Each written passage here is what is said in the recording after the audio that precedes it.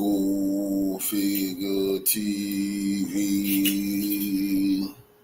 Revolutionary salute. Revolutionary salute. Like, share, subscribe. Welcome to the House of Revolution. You know, I'm your humble host, the Yao Mean of Revolution. As soon as we try to get some peace somewhere, they start a war somewhere else. The world is a stage. Maduro deploys millions of fighters to fight Trump and his imperialist army. Before we get into that, be sure to wipe your feet. That means hit the like button. You in the House of Revolution. Like, share, subscribe, support the platform, y'all. Well, the world is a stage. I knew they would try this. This is a big mistake. Trump playing with fire. Let's get into the content. Salute, family. This is Dabu 7. We have a huge war front that is about to open up in the Caribbean and in Latin America, and this involves everything all the way up to the U.S. southern border, and it's going to affect the homeland here in America. We now have 3 U.S. missile destroyers heading toward Venezuela to combat Maduro. It has everything to do with what they're saying is this narco-terrorist units that are moving about. Now, they went out and they labeled Tren de Aragua and the Sinaloa cartel as designated terrorist units, meaning they're going to treat them like any other terrorists they ever have in the past, and they're going to mow them down and try to put them to an end. Now, we have Maduro not taking too kindly to that, saying, you can try to send whatever you want. I'm going to counter it.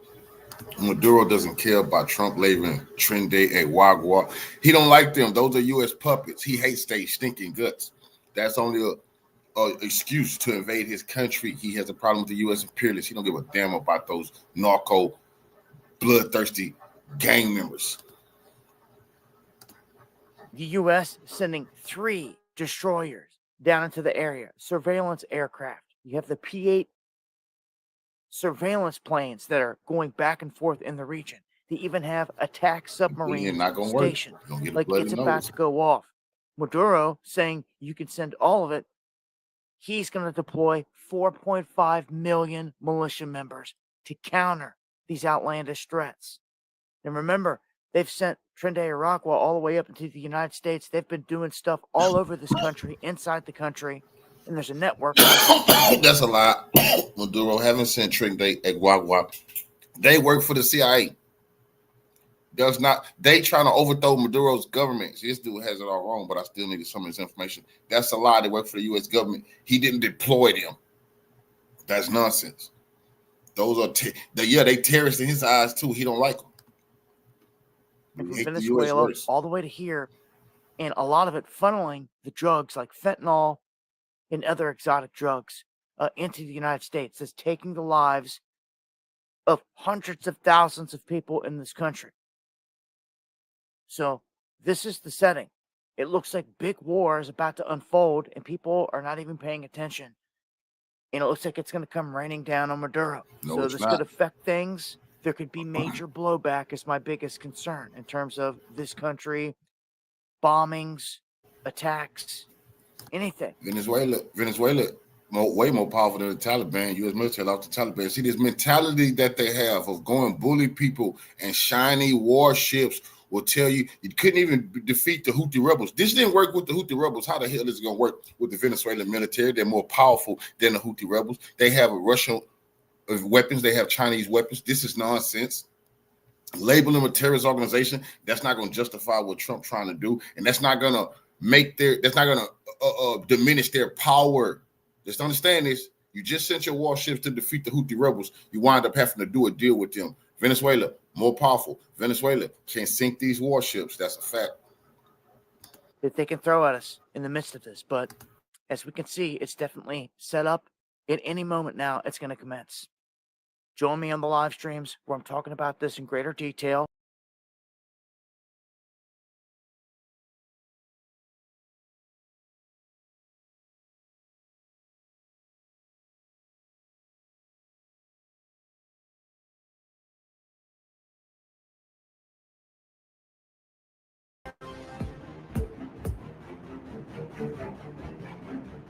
The Caribbean is heating up. The United States has dispatched 3 Aegis-class guided missile destroyers USS Gravely, USS Jason Dunham, and USS Sampson, straight toward Venezuelan waters. Washington says it's about counter-narcotics, but critics see a show of force aimed squarely at Nicolas Maduro. At the White House, the rhetoric has turned incendiary.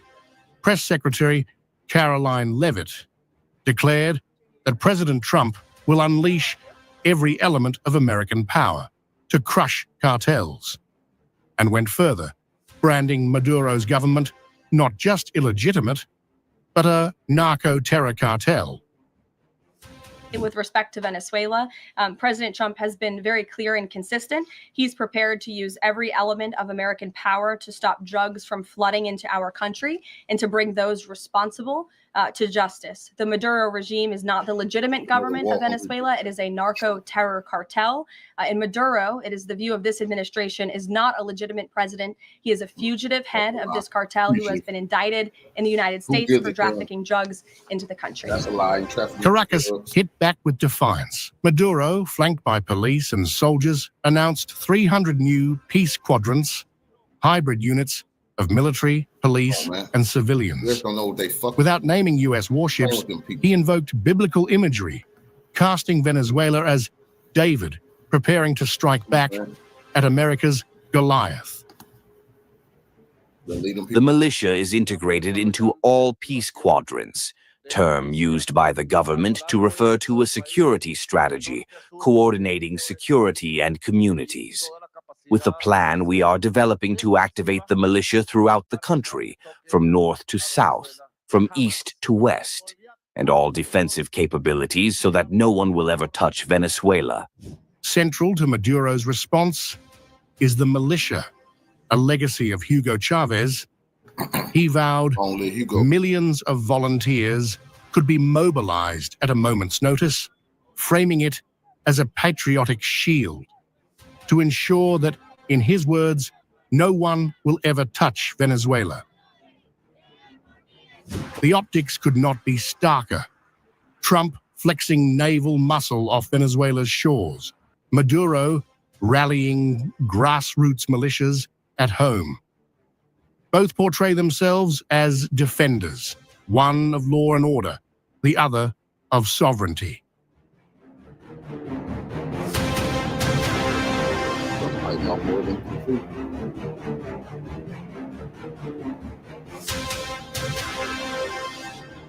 Just like the U.S. military couldn't land in Yemen and do a motherfucking thing, they had millions of fighters ready to kick their ass. They ain't gonna be able to land in Venezuela neither without getting their ass savagely attacked by guerrilla fighters. I repeat, you just lost to the Houthi rebels in Yemen and had to sign a deal. That before that loss, you lost to the Taliban. You see, people understanding something here. Now you want to fight the Venezuelan military, one of the most powerful militaries in Latin America. Your warships can be targeted. That's crazy.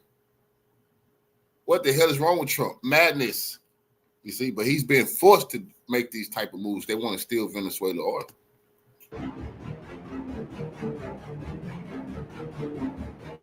Venezuela,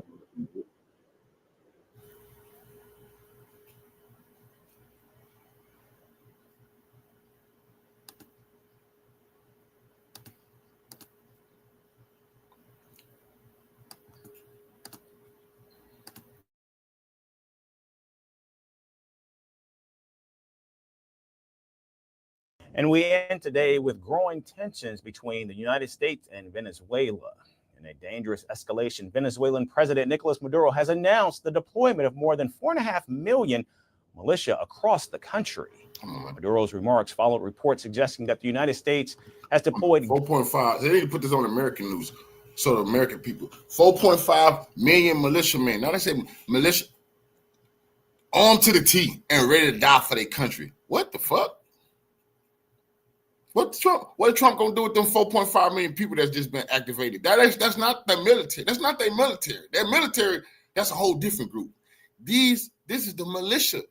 That's to give the military and Maduro some extra support to fight the imperialist Yankees. They need to put this on American TV so the people can see what Trump is doing.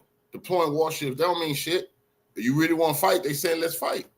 Guided missile destroyers off Venezuelan waters. The move aligns with the Trump administration's bid to cut down drug trafficking. And the U.S. has also raised the bounty on Maduro's arrest to $50 million. It's going to be another humiliation for Trump. Because what you going to do? You're not going to be able to just fly over Venezuela and bomb them to death. They got advanced air defense systems from Russia and China. You're not going to be able to sit in the sea and just bomb them. This is ridiculous what he's doing. He want to be tough so fucking bad. Okay, here's your chance. Invade Venezuela. If you tough, invade Venezuela. You want the oil? Previously imposed more oil than Saudi Arabia. Now, onlookers are wondering if this latest standoff is a prelude to something bigger. Our final story explores. 4.5 million militia members, prepared, activated and armed, will be out marching in cities across Venezuela. This is Venezuelan President Nicolas Maduro's special strategy to counter threats from the United States. This week, I will activate a special plan to guarantee coverage with more than 4,500,000 militiamen throughout the national territory. Militias prepared, activated, and armed. He has also activated the new peace squadrons to guard Caracas and patrol its neighborhoods. These units comprise the police, the military, and community organizations. Everybody, see? They're activating all the revolutionaries. All right, 4.5 of y'all ready. Then we got another group, probably about 500,000. We need y'all to do this. Then we got the military. Come on, man. People been waiting on this. They had one thing on their mind their whole life and existence, fighting the Yankees and the imperialists. Long live Hugo Chavez. That's all. That's why they love this man right here, because he's been doing his job. That's all they've been preparing for is this one fight right here. This the one fight. Now, they don't have a lot of beef with nobody else. Just the one fight. They ready for this fight. Is Trump and the U.S. ready? You said you was going to do something to Venezuela. Okay, they activating millions of people and saying, let's get to that. The militia is integrated into all peace squadrons. With the plan we are developing to activate the militia throughout the country, from north to south, from east to west, and all defensive capabilities so that no one will ever touch Venezuela. But why is Venezuela up in arms? And what is this U.S. threat that Maduro is referring to? It started with U.S. President Donald Trump's vow to wipe out foreign cartels trafficking drugs into American borders. Washington launched anti-drug operations across Venezuela. The U.S. also announced a bounty on Nicolas Maduro, doubled it to $50 million, and seized assets linked to him. The DOJ has seized over $700 million of Maduro-linked assets, including 2 private jets, 9 vehicles, and more. Yet Maduro's reign of terror continues. He is one of the largest narco traffickers in the world and a threat to our national security. Therefore, we've doubled his reward to $50 million. The U.S. says Maduro is one of the world's largest drug traffickers and a threat to its national security. It accuses Maduro of leading Latin American drug trafficking gang Cartel de los Soles. So America wants Maduro behind bars. The Trump administration has also imposed sanctions against the Maduro government and Cartel de los Soles and accused the gang of shipping hundreds of tons of narcotics into the United States. The Department of Justice and State Department are announcing a historic $50 million reward for information leading to the arrest of Nicolas Maduro. Maduro uses foreign terrorists. This is all show. When they put 50 million, they know they're not never going to be able to arrest Maduro. This was his military would turn on him. Somebody within his government would kill him. And then the U.S. would pay you if you did that. But what did the military do? The military came out the next day with their weapons and their different branches and said, F the Americans. F you imperialists, this our president, stop talking, let's go to war, stop running on TV. You want to do this, let's do this. If you're very disrespectful, you called the head of Venezuela a narco trafficker. So see, they got to put millions of people with guns in the street to handle this business that the U.S. is talking about. Terrorist organizations like TDA, Sinaloa, and Cartel of the Suns to bring deadly drugs and violence into our country. Lies, lady. The US military has also reportedly deployed several naval vessels, including guided missile destroyers, to waters off Venezuela. 4,000 military personnel have also been reportedly deployed. They don't want to The fight Trump no administration Venezuelan says people the crazy. action is part of its broader They anti-narcotics don't want to campaign. fight. They better go Caracas home. called these actions provocative and hostile. Maduro described the US threats as extravagant, bizarre, outlandish. I love my brothers and sisters in the military. They just trying to pay their bills. A bunch of them. Some of them some bloodthirsty imperialists. They got themselves of all different colors. They don't give a shit about the humanity. They just, want to take care of themselves. They don't give a shit about us. Some of them don't even understand what's really going on.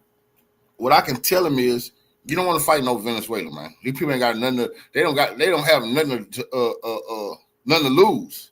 They ready for this. I keep telling you don't want to fight people these people not worried about home.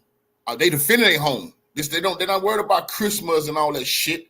See, a lot of U.S. military personnel getting U.S. military, you get deployed overseas, man. You trying to come home for the holidays, Thanksgiving, Christmas.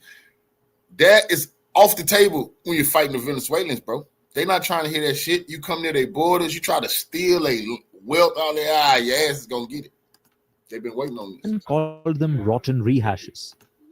As Maduro remained defiant, Washington even targeted the Venezuelan economy. The Trump administration announced a 25% tariff on imports from the countries buying Venezuelan oil or gas. In 2020, during Trump's first presidency, Maduro and his allies were indicted by a US federal court on drug charges, including those of involvement in a narco-terrorism conspiracy. The Venezuelan government, however, denies these accusations. Those same immoral people are trying to say here that our commander-in-chief, Nicolas Maduro, is a drug trafficker, that the Minister of Defense is a drug trafficker. It is disrespectful to the people of Venezuela. They're the most powerful people. Washington and Caracas. Military men, they were the most powerful military men. Those are the people who supposed to want the 50 million, but they honorable individuals.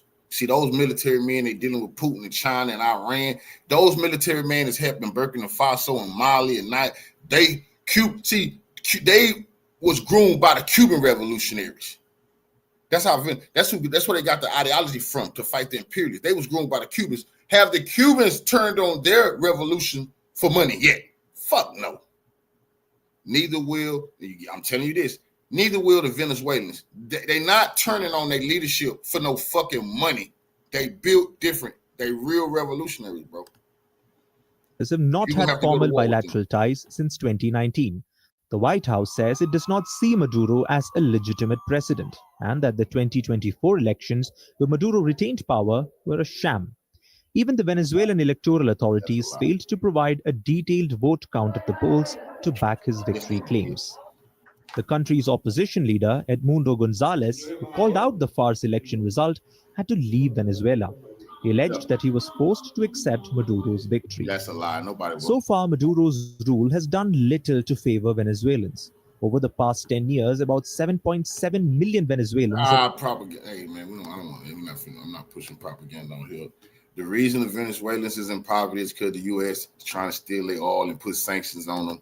If they overthrow the revolutionary government, then the U.S. can steal all their oil. Then they'll let them prosper. But China say, oh, hell no, Venezuela finna prosper. That's crazy, bro. Venezuela got more oil than Saudi Arabia. They're supposed to be living very wealthy. But the U.S. imperialists are thieves and want to steal these people's shit. So now they narco traffickers all of a sudden. That's crazy. Venezuela. Now, things got a little bit scary when the State Department put out what they said was a $50 million reward for a man they said is a fugitive narco trafficker. But when people looked at the name, they're like, wait a minute. I know that guy. It's the president of Venezuela. He's in Caracas. Can I have my $50 million now, please? Easiest 50 mil ever. So then you see news starts to break that there are secret plans to ramp up pressure against Venezuela. And you start to wonder, wait a minute, are we going to do another coup in Venezuela? Is that what's going on here? Caroline Levitt asked about whether or not the Trump administration is now talking about actual kinetic war with Venezuela, boots on the ground. And notice that she does not say no here. The 3 U.S. warships that are being sent to Venezuela, and there's 4,000 Marines on board. Are you looking at possibility of boots on the ground there? What I will say with respect to Venezuela, President Trump has been very clear and consistent. He's prepared to use every element of American power to stop drugs from flooding into our country and to bring those responsible to justice. The Maduro regime is not the legitimate government of Venezuela. It is a narco-terror cartel.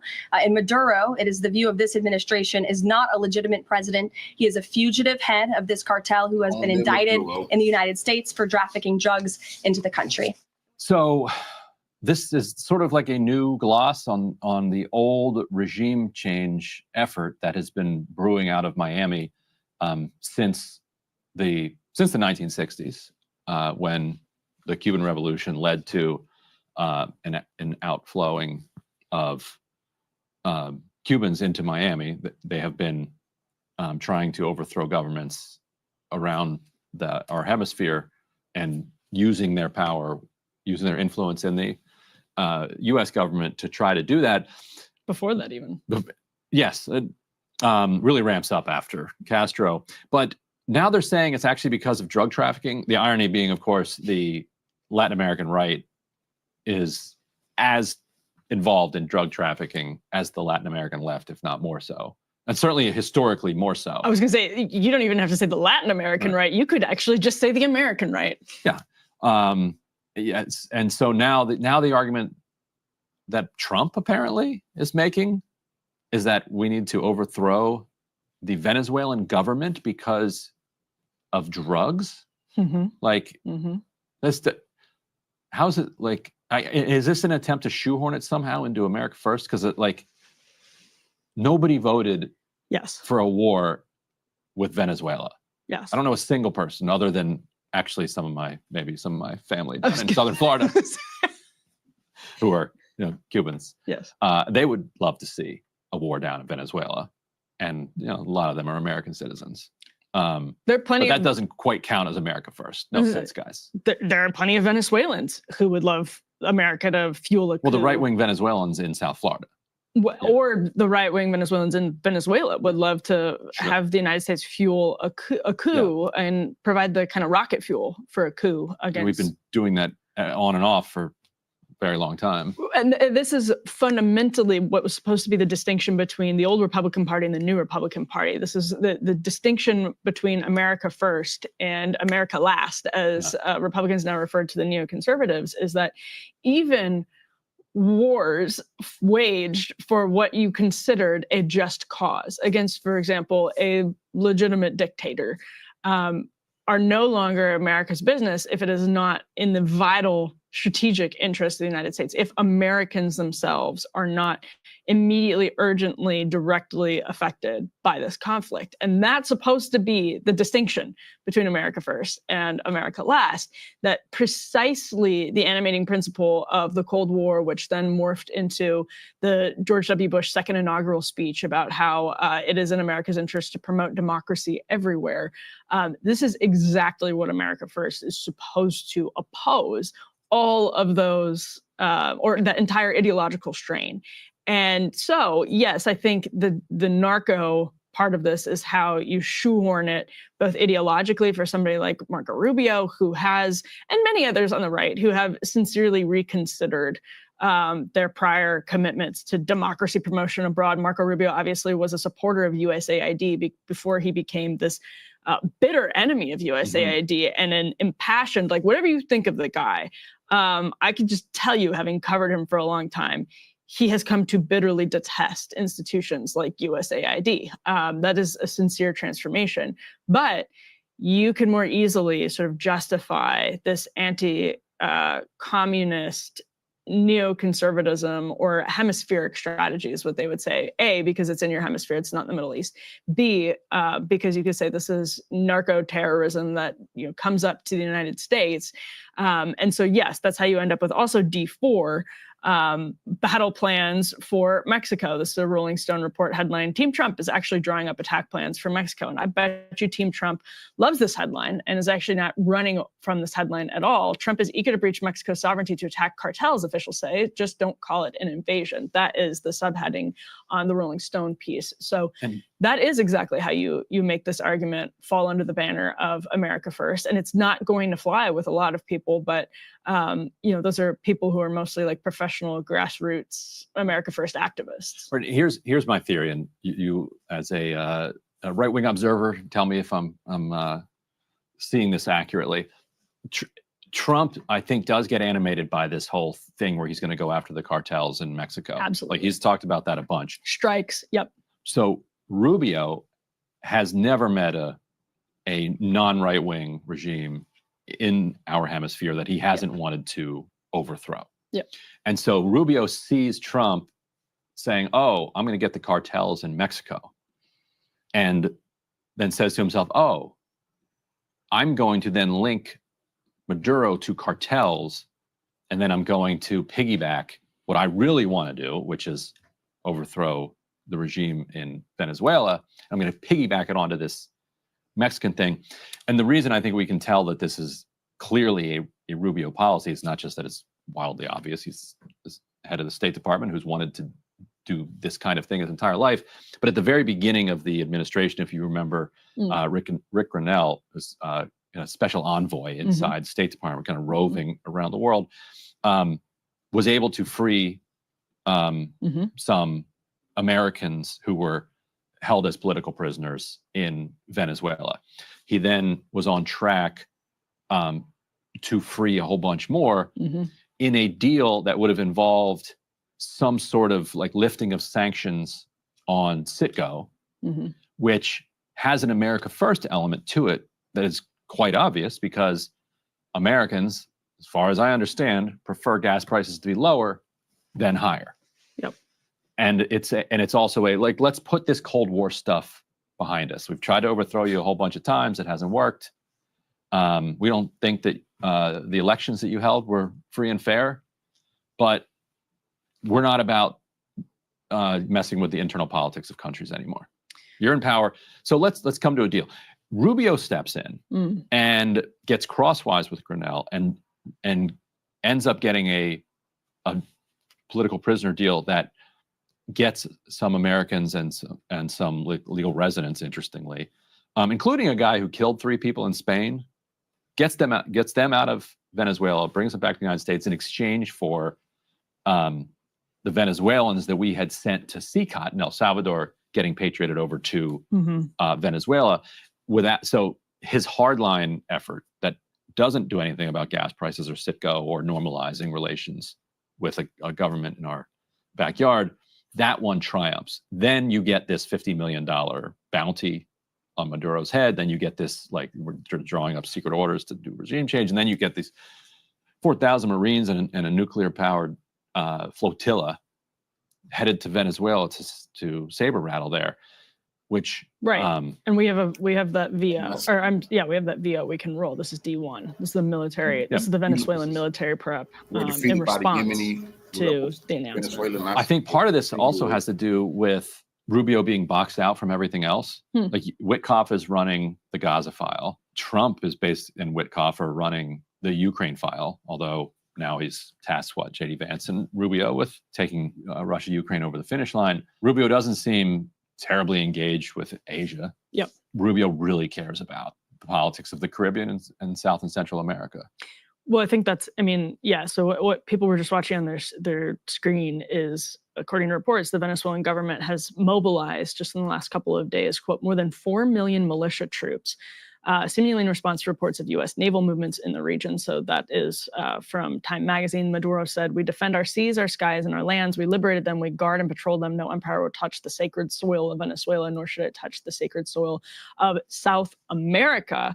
Those 3 U.S. Navy missile destroyers deployed to the waters off Venezuela. And I think, Ryan, with Rubio and a lot of people on the right, you remember as well as anyone, Rubio recognizing Juan Guaido and a bunch of Republicans recognizing Juan Guaido as a legitimate president of Venezuela, from their perspective. And part of this is that they have these actual personal relationships. And if you're Marco Rubio and your sort of animating principle is looking at what your family, a lot of passionate Cuban anti-communists. Like South Florida is filled with like a bunch of rich Venezuelans who fled. But also Cuban Americans like Marco Rubio. They've made common cause with the Cuban right. Yeah. Right. But also like their identities have been built on this sort of animating anti-communism, and it's for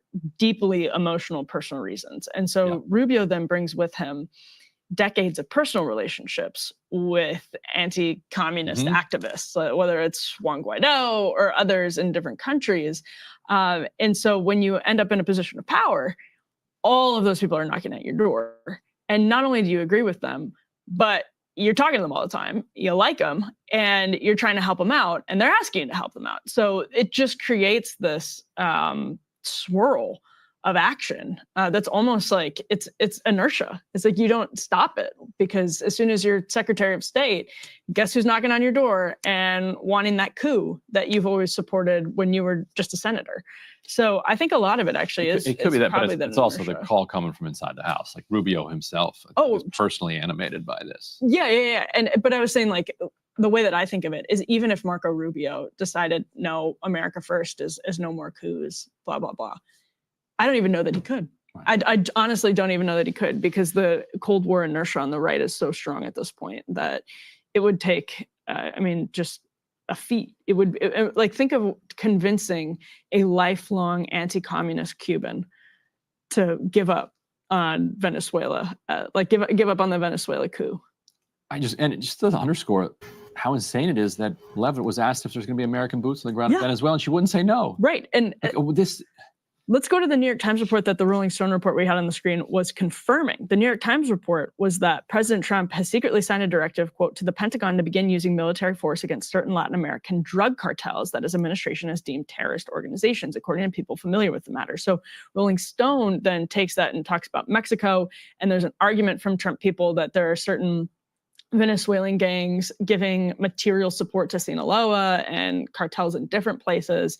But think about what that means. I mean, this is, as the New York Times says, the order provides an official basis for the possibility of direct military operations at sea and on foreign soil against cartels. U.S. military officials have started drawing up options for how the military could go after the groups. The people familiar with those conversations said, speaking like condition of anonymity, to discuss the sensitive internal deliberation. So this is not just Venezuela. This is not just Mexico. This is the entire region. They've talked about Haitian gangs at this point. Like, they are, this underscores what you were saying. And this is totally supportive of what you're saying, is that it's not like Marco Rubio being dragged kicking and screaming into fighting the Cold War hemispheric battles. This is Marco Rubio eagerly saying, I'm in charge now. We're doing some coups. Or maybe we're doing some coups. We're hoping to do some coups. And I think this could badly blow up in Rubio's face. Absolutely. If he gets his wish and actually gets some type of confrontation. This is not what anybody wants. Yep. Even people who, again, will agree with you on Maduro. Say Americans who will agree with you and say, this Maduro guy, he seems shady. He's not Don't shady. Love him. Great leader. Stop the narco trafficking. Man of the people, not a narco trafficking. Get Why the U.S. can't stop the narco trafficking in America? Why the U.S. cannot stop the cartels in America, not in Mexico? Why the U.S. cannot stop the cartels in America? The white supremacist, neo-Nazi, biker gang, Hell's Angels, who shipping meth all over the fucking world. Why they can't stop the crime lords in America? Why they can't stop the crime in Los Angeles, in Chicago, and New York? All these crime-ridden places. What the fuck are these people? That's why people can't stand and hear these people talk. The hell he mean? He's sending the U.S. military to go deal with narco traffickers. Bitch, you need to stop in Los Angeles. You wasting time going anywhere else? This the promised land for narcos. America, they just want to make it to America. Then they really can become the shit. Because you can have it all here in America. I think you could get it. I feel like you're a pretty good He's in Caracas. Because you came out right away. You said immediately. I know that guy. I've seen him before. I recognize. Interviewed some of his Clinton is a fucking lieutenants. Presidents That's right. narco traffickers. The fuck they talk Big guest, Ryan, coming up the next block, who you helped us secure, and we're going to talk to. Son of Marwan Barghouti, who was just I would say assaulted, but he wasn't physically assaulted. Itamar Ben-Gvir went into Marwan Barghouti's prison cell and berated and threatened him. We're going to talk to Arab Barghouti, his son, next. Hey, if you like that video, hit the like button or leave a comment below. It really helps get the show.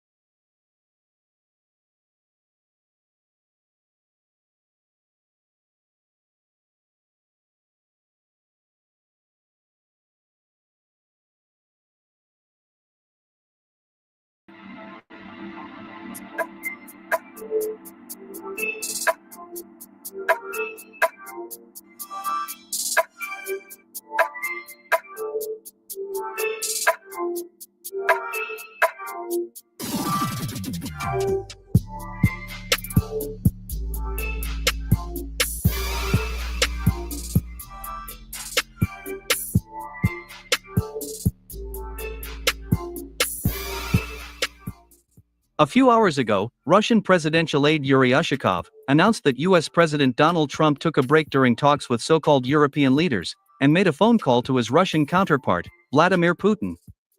At the same time, many journalists noticed that for the sake of a phone call to the Russian president, the current occupant of the White House did not even wait for the end of the summit with the head of the Kiev regime, Volodymyr Zelensky, and his masters from Europe, which was a sign of disrespect towards high-ranking guests.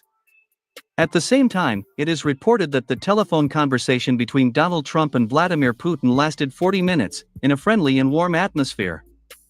According to Yuri Ushakov, Donald Trump and Vladimir Putin agreed to continue to communicate on Ukrainian and other global issues.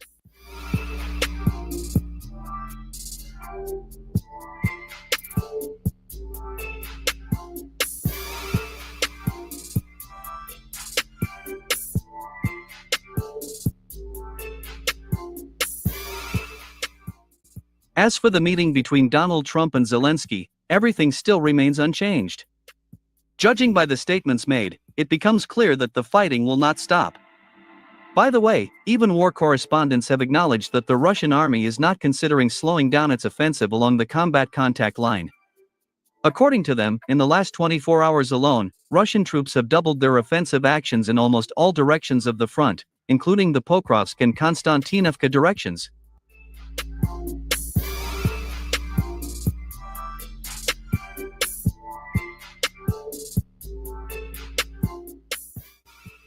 As for Donald Trump, he officially stated that his meeting with the illegitimate president of Ukraine and European globalists was on a positive wave.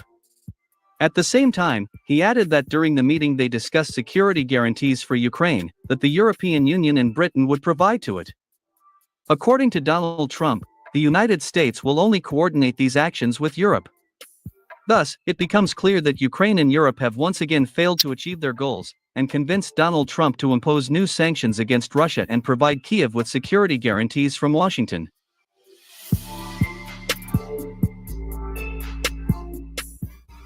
By the way, Dmitry Medvedev, deputy chairman of Russia's Security Council, also commented on Donald Trump's meeting with Zelensky and his European masters. In particular, Medvedev noted that during these negotiations with the US president, Europe had failed again, having failed to achieve any of its goals. According to Dmitry Medvedev, the anti-Russian belligerent coalition of the willing failed to outplay Donald Trump in his field. Medvedev noted that humiliated Europe thanked Trump, even though the US president refused to provide security guarantees to Ukraine, impose new sanctions against Russia, and prevent Kiev from losing the remaining territories of Donbass. Against this backdrop, a reasonable question arises. How will this political clown inform the Ukrainian citizens of this failure in Washington, after he returns to Kiev and puts on his smelly green t-shirt again?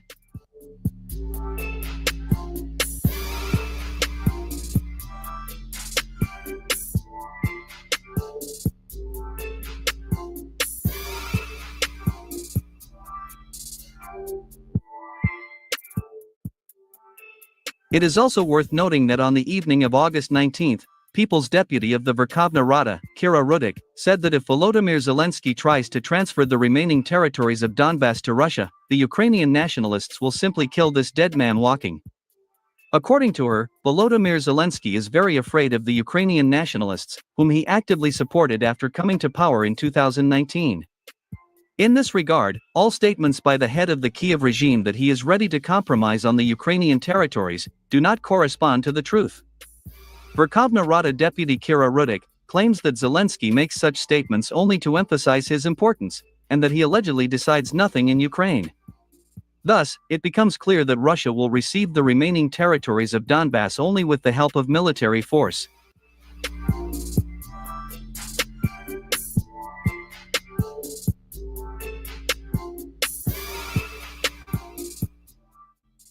Meanwhile, the head of the Republic of Crimea, Sergei Aksyonov, officially stated that thanks to the professional actions of the Russian FSB, it was possible to prevent a terrorist attack on the Crimean Bridge. According to him, a group of terrorists tried to blow up the Crimean Bridge, using 130 kilograms of explosives that were hidden in a Chevrolet Volt car. As it turned out, these explosives were manufactured in Finland, while the car itself traveled unhindered through 5 European countries and headed through Georgia towards the Crimean Bridge.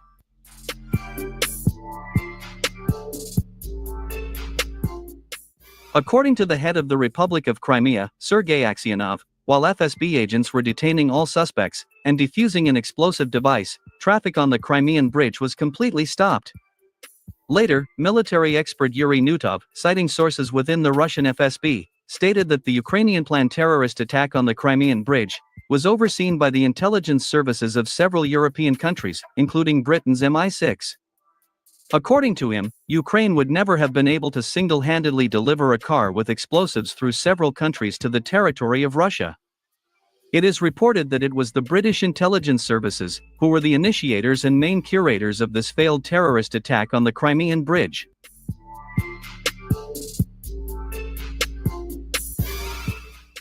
Reports indicate that with the help of this terrorist attack, London planned to disrupt the agreements reached between Donald Trump and Vladimir Putin in Alaska.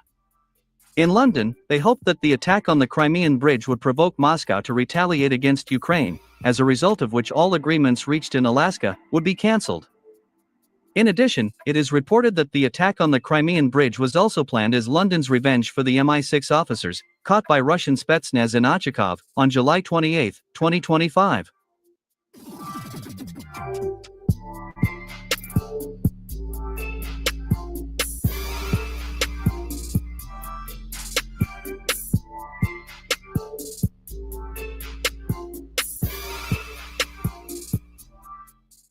Furthermore, on August 18, British and Ukrainian intelligence services also attempted to attack the Bryansk region, with the help of sabotage and reconnaissance groups, consisting of Ukrainian nationalists and British mercenaries. However, unfortunately for London and Kiev, this attack also failed. It is reported that Ukrainian and British militants, who tried to sneak deep into Russian territory, were discovered in time, and completely destroyed by Russian Spetsnaz. At the same time, it is reported that the Russians even managed to capture 2 enemy combatants.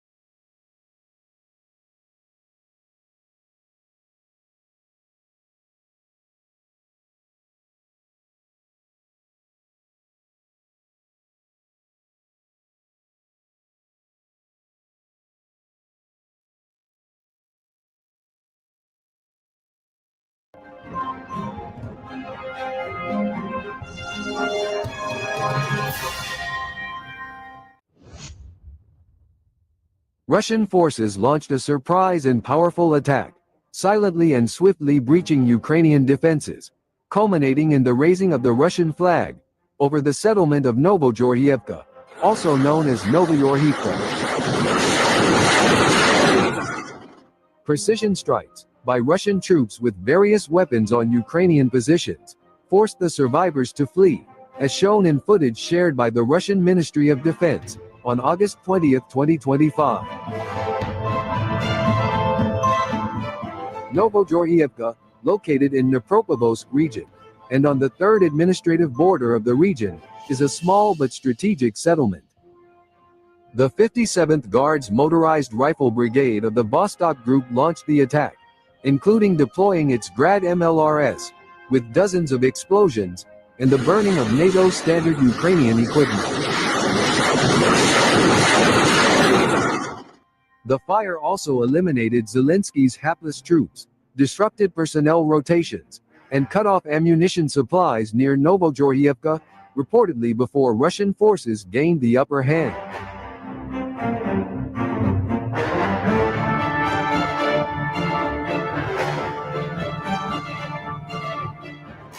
Full control was quickly secured, eliminating fortified Ukrainian positions and consolidating Russian dominance in the sector. The operation yielded clear tactical advantages, with engineering units systematically conducting mine clearance to secure the new territory.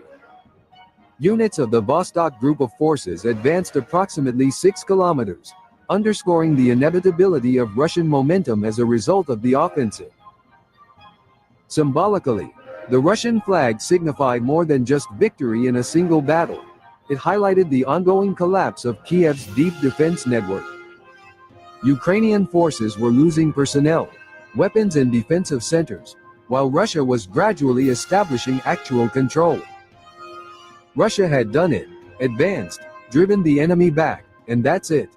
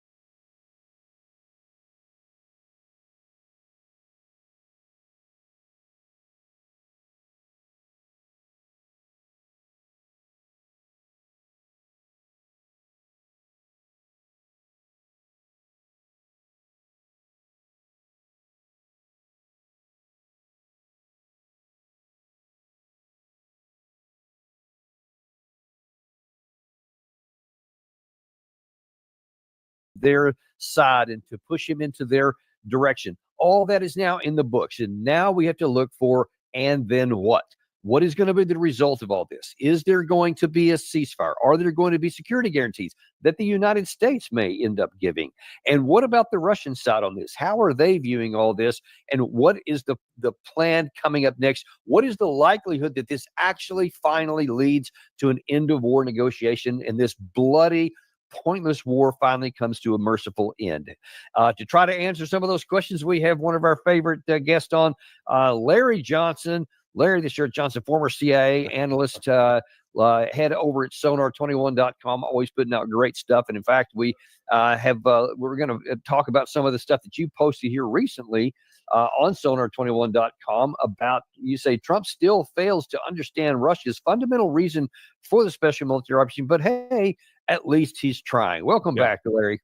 Hey, man, always glad to be with you. Glad you're off the road. You survived the trip. I did. And it is good to be back in the studio, I got to say, man. Doing these things from hotel rooms and hotel lobbies, it's not ideal. So not ideal, but you cared. You did a good job. I appreciate that. Well, can't miss a lot of this stuff that's going on, especially when so many things are potentially happening. A lot of activity. The real question is, what's it going to result in? Because I'll just tell you, kind of my off the cuff has been that there's lots of movement, but no movement, if you know what I'm saying, because a lot of action, but no movement. Better way to say it, because I haven't seen so far, with only a couple of exceptions, which we'll touch on in a second. I haven't seen a lot of movement on the positions of the various forces here, and that's Trump, Zelensky, Europe, and Russia. How do you see all this stuff so far? Yeah, there's still the failure in the West, particularly with Trump, to understand what is the problem. Why is Russia involved in Ukraine right now? It boils down to a simple fact of NATO expansion. But if you listen to Trump, he talks about it almost as if it's just a personality issue between Volodymyr Zelensky and Vladimir Putin, that, I got to get these two together so they can like each other, and then this will all be settled. It's not a personality clash. Or, well, let's talk about land swap. It's just, they give up this piece of land, you take that piece of land, everybody be happy. This is not about Russia taking territory or Russia wanting to conquer all of Ukraine, despite that's what's been frequently said on this side of the ocean. This is about NATO's unrelenting expansion towards Russia since 1995. And this is part of a broader framework in which they want to defeat Russia or compel Russia in some way to become aligned completely with the West, and in order to attack China. This is ultimately, the big picture, this is ultimately about going after China, but they recognize Russia is an obstacle to that. And now it's become a bigger obstacle. So with the failure to understand that this is about stopping NATO expansion, until that principle is grasped, this war is going to continue. It's not going to stop. And let's focus on the positive. I think I'm one of maybe a handful of Americans that have spoken to both the foreign minister, Sergei Lavrov, and the deputy foreign minister, Sergei Rybkov. And in talking to the deputy foreign minister, Rybkov, in December of 2023, he lamented and was really pressing on this point. He says, we don't have anybody to talk to. And he was reflecting back on if you call it the good old days of the Cold War. He said, even during the Cold War, we still had diplomatic contacts. We still had the foreign ministry was able to talk to people at the Department of State, and there were contacts between the two governments. He said, we don't have that. Donald Trump has now changed that. And the Russians, Lavrov has been very clear about that. He said, now at least we have somebody to talk to. And so I give Donald Trump full credit for that. They're talking, but Trump's not necessarily understanding yet. Well, and in fact, to kind of underscore that, I guess on Fox and Friends yesterday morning, Trump did a little phoner interview where he kind of characterized how he thinks this is. And kind of to your point, it sounds like he's thinking, look, there's just two dudes that they just don't understand each other better. I'm going to help them out. I hope President Putin is going to be good. And if he's not, it's going to be a rough situation. And I hope that President Zelensky will do what he has to do. He has to show some flexibility also. See, that's all it's about, Larry. Yeah. All you got to do is just be understandable, reasonable, and show a little flexibility. This can all be over with quickly. How do you see that? Yeah, starting in 1997, when NATO, with the U.S. being the lead in this, began set up operations at this military base in Western Ukraine called Yavoriv. So from there going forward, if you right now there are 32 countries in NATO, and if you go and ask, of all those 32 countries, which ones have hosted the most military exercises, and you'll find that in addition to those 32, there's one country not part of NATO officially that has hosted more NATO military exercises than 26 of the 32 nations, and that would be Ukraine. And when you know from your own experience, when you conduct a military exercise, it's like a Hollywood script. You got to have a villain. Who's the villain? Well, it's always been Russia. So we spent 30 years running exercises all designed to figure out how we're going to attack Russia. Oh, sometimes they're couches. Oh, we're just acting defensively. We're waiting till Russia attacks us. And Russia hasn't been attacking Europe. That's been the biggest straw man, but that's the justification for it. So when Russia finally pushes back and said, enough, this is going to stop, all of a sudden, they're the bad guy, and we got to stop them at any cost. So this is, Trump's failure. He thinks he's above this. And you know what? I think he genuinely doesn't realize that when he was president in his first term, from 2017 to 2021, the United States and NATO conducted more military exercises against Russia using Ukraine than any president before him. Okay. And it was while Trump was president that someone at DOD thought it was a great idea to fly B-52s along the Black Sea coast of Ukraine. Yeah, that'll get the Russians calmed down. And we have our strategic bombers flying right on their doorstep. Trump doesn't understand this. And, he's, like I said, he's going along thinking, these two guys just don't get along. I could be the peacemaker. I'll bring them together. That's not the issue. No, it's not. And one of the other issues, which was also highlighted in last week's meetings, especially the one with Zelensky in the White House, a lot of people were watching that, first of all, to see, is there going to be a repeat of the February fiasco? Of course, there wasn't. I think he'd been coached up enough on that, not the least of which is by the European leaders who were sitting right outside the door, as it turns out.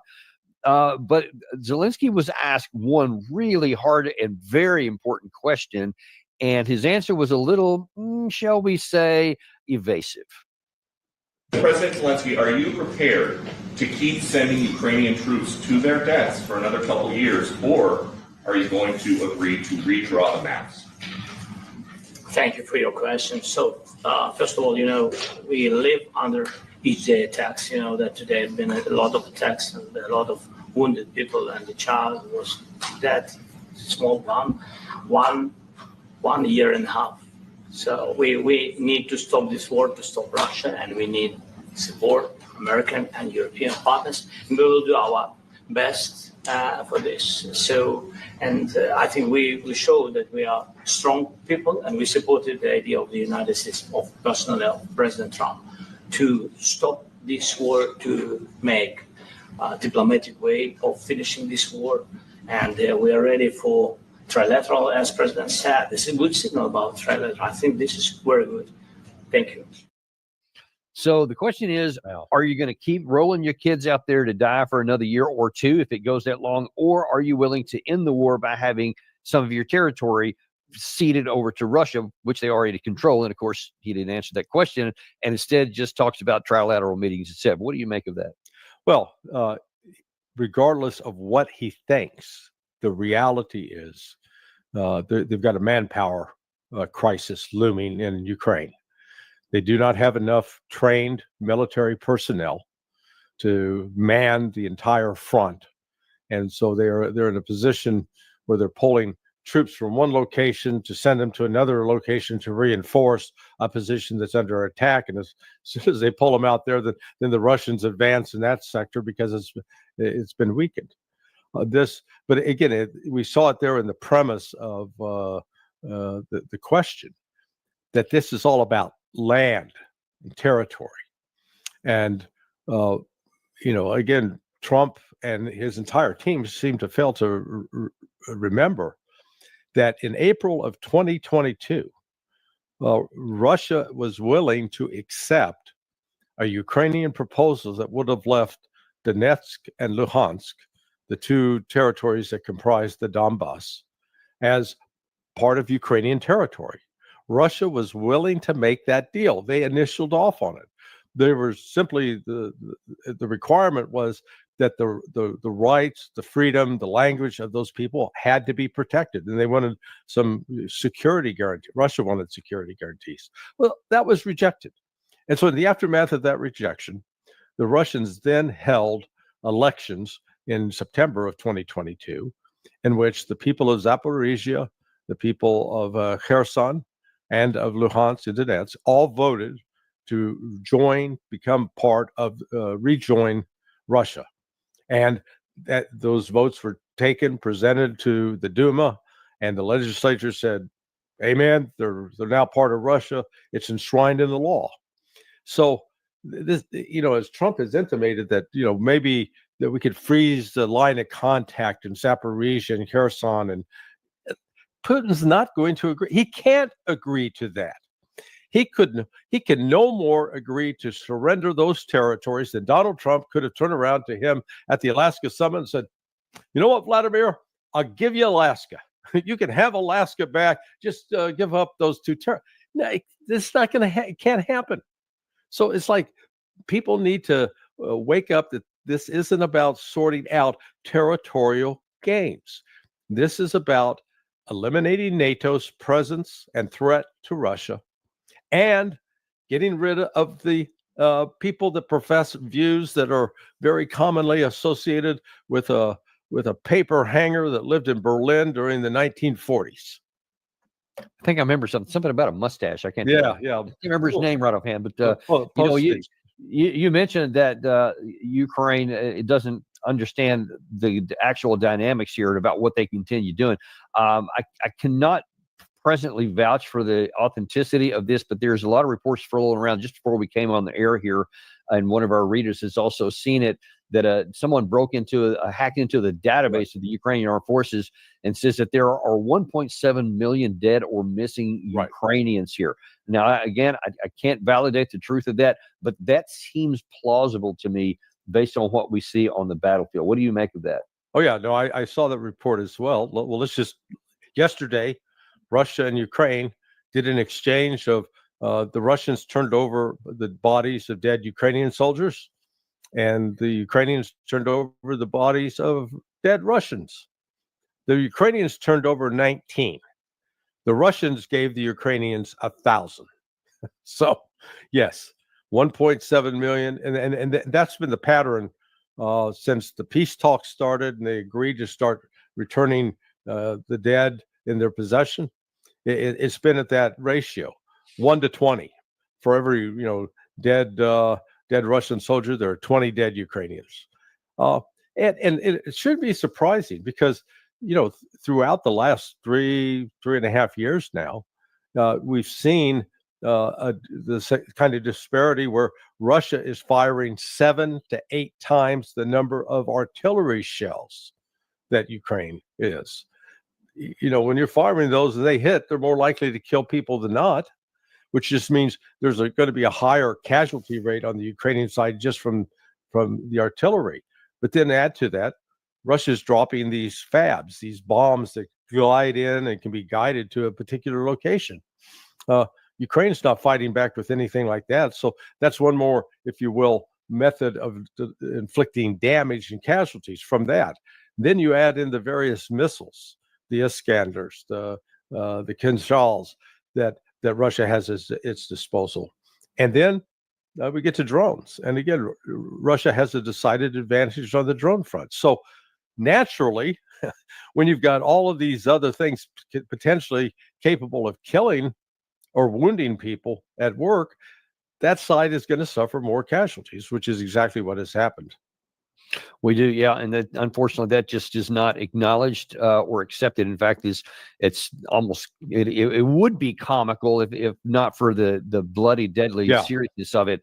But they say on the Western side is that it's the Ukraine that has a 1 to 10. I've seen in a couple places casualty advantage over Russia, that they're inflicting more on Russia by a factor of 5 or 10 to 1, et cetera, which belies all the logic and physics that you just talked about with the firepower. But that's kind of where we are. But before I move on to the next section here, I want to get your view on something that you kind of mentioned here, that you said, well, Russia can't give up, freeze the line of contact in Zaporizhia and Kherson, because there's a lot of territory on the other side that Russia has said is already in their constitution.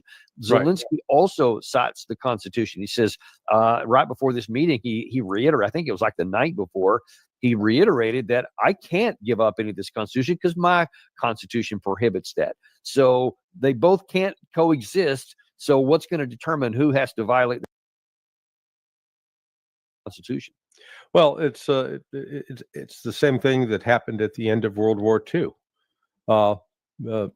Hitler wasn't around to violate his constitution because he took himself out, but the remnants of his government had to sit down and surrender and basically give up on their constitution, have a new government, a new constitution. And frankly, I think that's where Ukraine is headed in this, that this war is not going to be settled through a negotiated peace, some sort of peace talk, some negotiation. It's going to be settled on the battlefield. Russia is not only in the process of defeating Ukraine, but it's also in the process of gutting, demilitarizing, defanging NATO.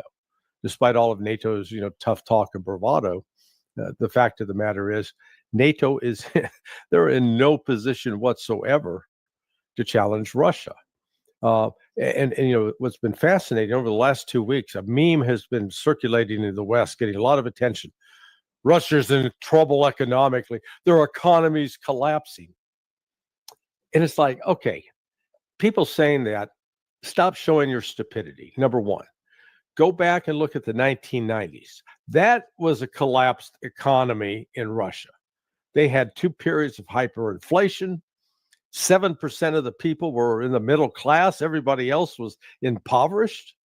The life expectancy for men fell from like 63 to 56. Yeah, that was a collapse. And yet Russia survived that. So they're basing the quote current collapse on the fact that, Russia's economy is only growing at 1.5% GDP. Yeah, because their central banker imposed measures to control inflation starting last October. Those measures have worked. It did cool the economy down, but now she's cutting the interest rates and the economy's, reviving. But in all of this, Russia's got a debt to GDP ratio of between 14 and 19%, depending on the source. Whereas, like that. Whereas in Europe, France, its debt to GDP ratio, 115%. The UK's debt to GDP ratio, 100%. The United States debt to GDP ratio, 125%. And people that aren't good with math or finances says, what does that mean? It means that if you make $100 a month, you're spending $125 a month. That means you're going to go bankrupt at some point. You've got more money going out than you got coming in. That's what it means. And then when you look at the current economic growth from across Europe, all the NATO members in Germany, France, the UK, they're all, quote, growing at 0.5 to 0.2%, less than 1%, which is basically they're stagnant. So wait a second. All of these economic midgets are going to take on Russia? And I know they're all going to pony up billions of dollars to buy weapons from the United States on a credit card, I guess. I mean, it's just the insanity of this. Yeah. It's so divorced from reality. And yet none in the media are talking about this. And none of the policymakers are talking about this. And all they end up doing is just reiterating the claims without actually examining any of the things you just did, which, that'll work for a while, but at some point, reality is going to impose itself over your spin, and we'll see what's going to happen. That speaking of reality being trying to be spinning it over, wow, this next comment here is something that I did have to play it twice to see, did I just hear what I think I heard? I have made a number of comments about Steve Witkoff that have been fairly positive since he's been kind of Trump's sort of personal chief diplomat, aside from the Secretary of State, both in the Middle East and in Russia. Witkoff was, in fact, the one that kind of started this whole process here when he went to visit with Putin on the Wednesday before the meeting in Anchorage, et cetera.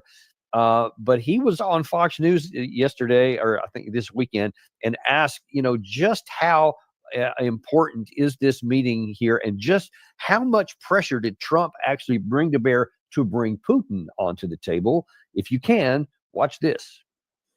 Do you believe this peace is attainable? And is it because of what Donald Trump did by convincing the EU to buy our oil, by putting tariffs on India, by arming Ukraine and upping the ante with NATO? Is that the reason why Putin finally came to the table? Those are all the reasons, Sean. The president, and me and you have discussed it, has this uncanny ability to bend people to his sensible way of thinking. And he does it each and every time. I've never seen anything quite like it. And I've been around some master deal makers. He is the legend as far as I'm concerned.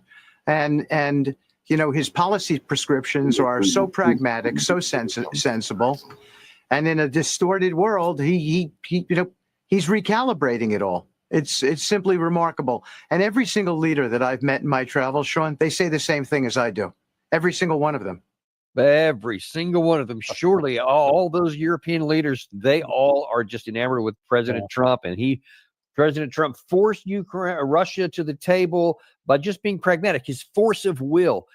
What do you make of all that? This would be a great Monty Python skit if it wasn't so serious.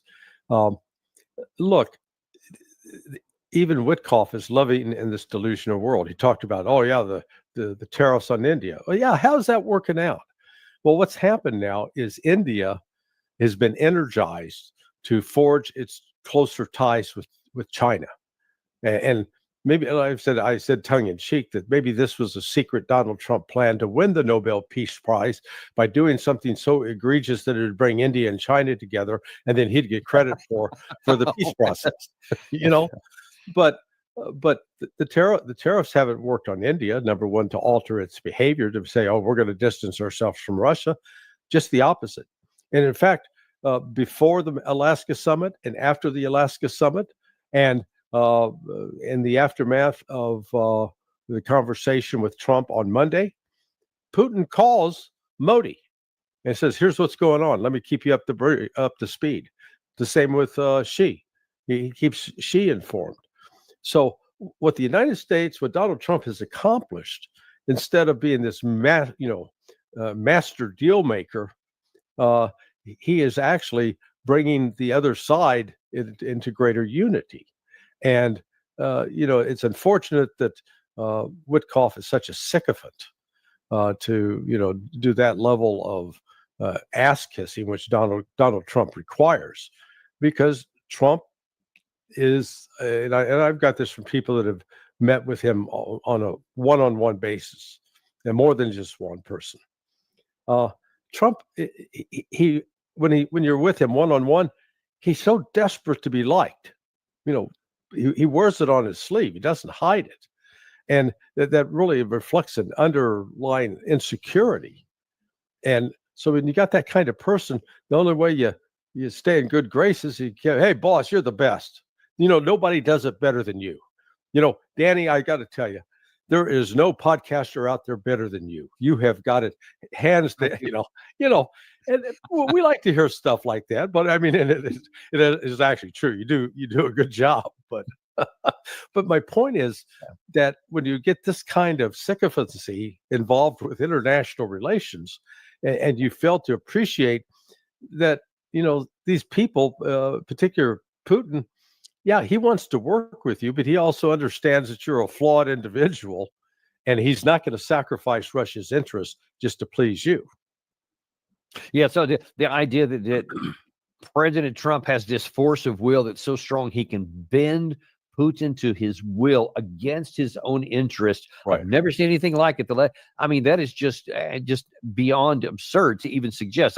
It's not comical. It's embarrassing to be able to make that statement. But it does lead to a bigger issue because a bunch of people, you're talking about, we've seen it in President Trump's cabinet meetings. I mean, everybody, when they go around the table and the cameras are in there, they have to just brag up one side and down the other, President Trump, whatever he's doing in their area. It can't just be about what's happening. It's got to be that you are this amazing person and all this kind of thing, all the way around. Well, others have learned that too. So you've seen Mark Rutte, who has just become the master of lathering up Trump and bragging on him every time you turn around.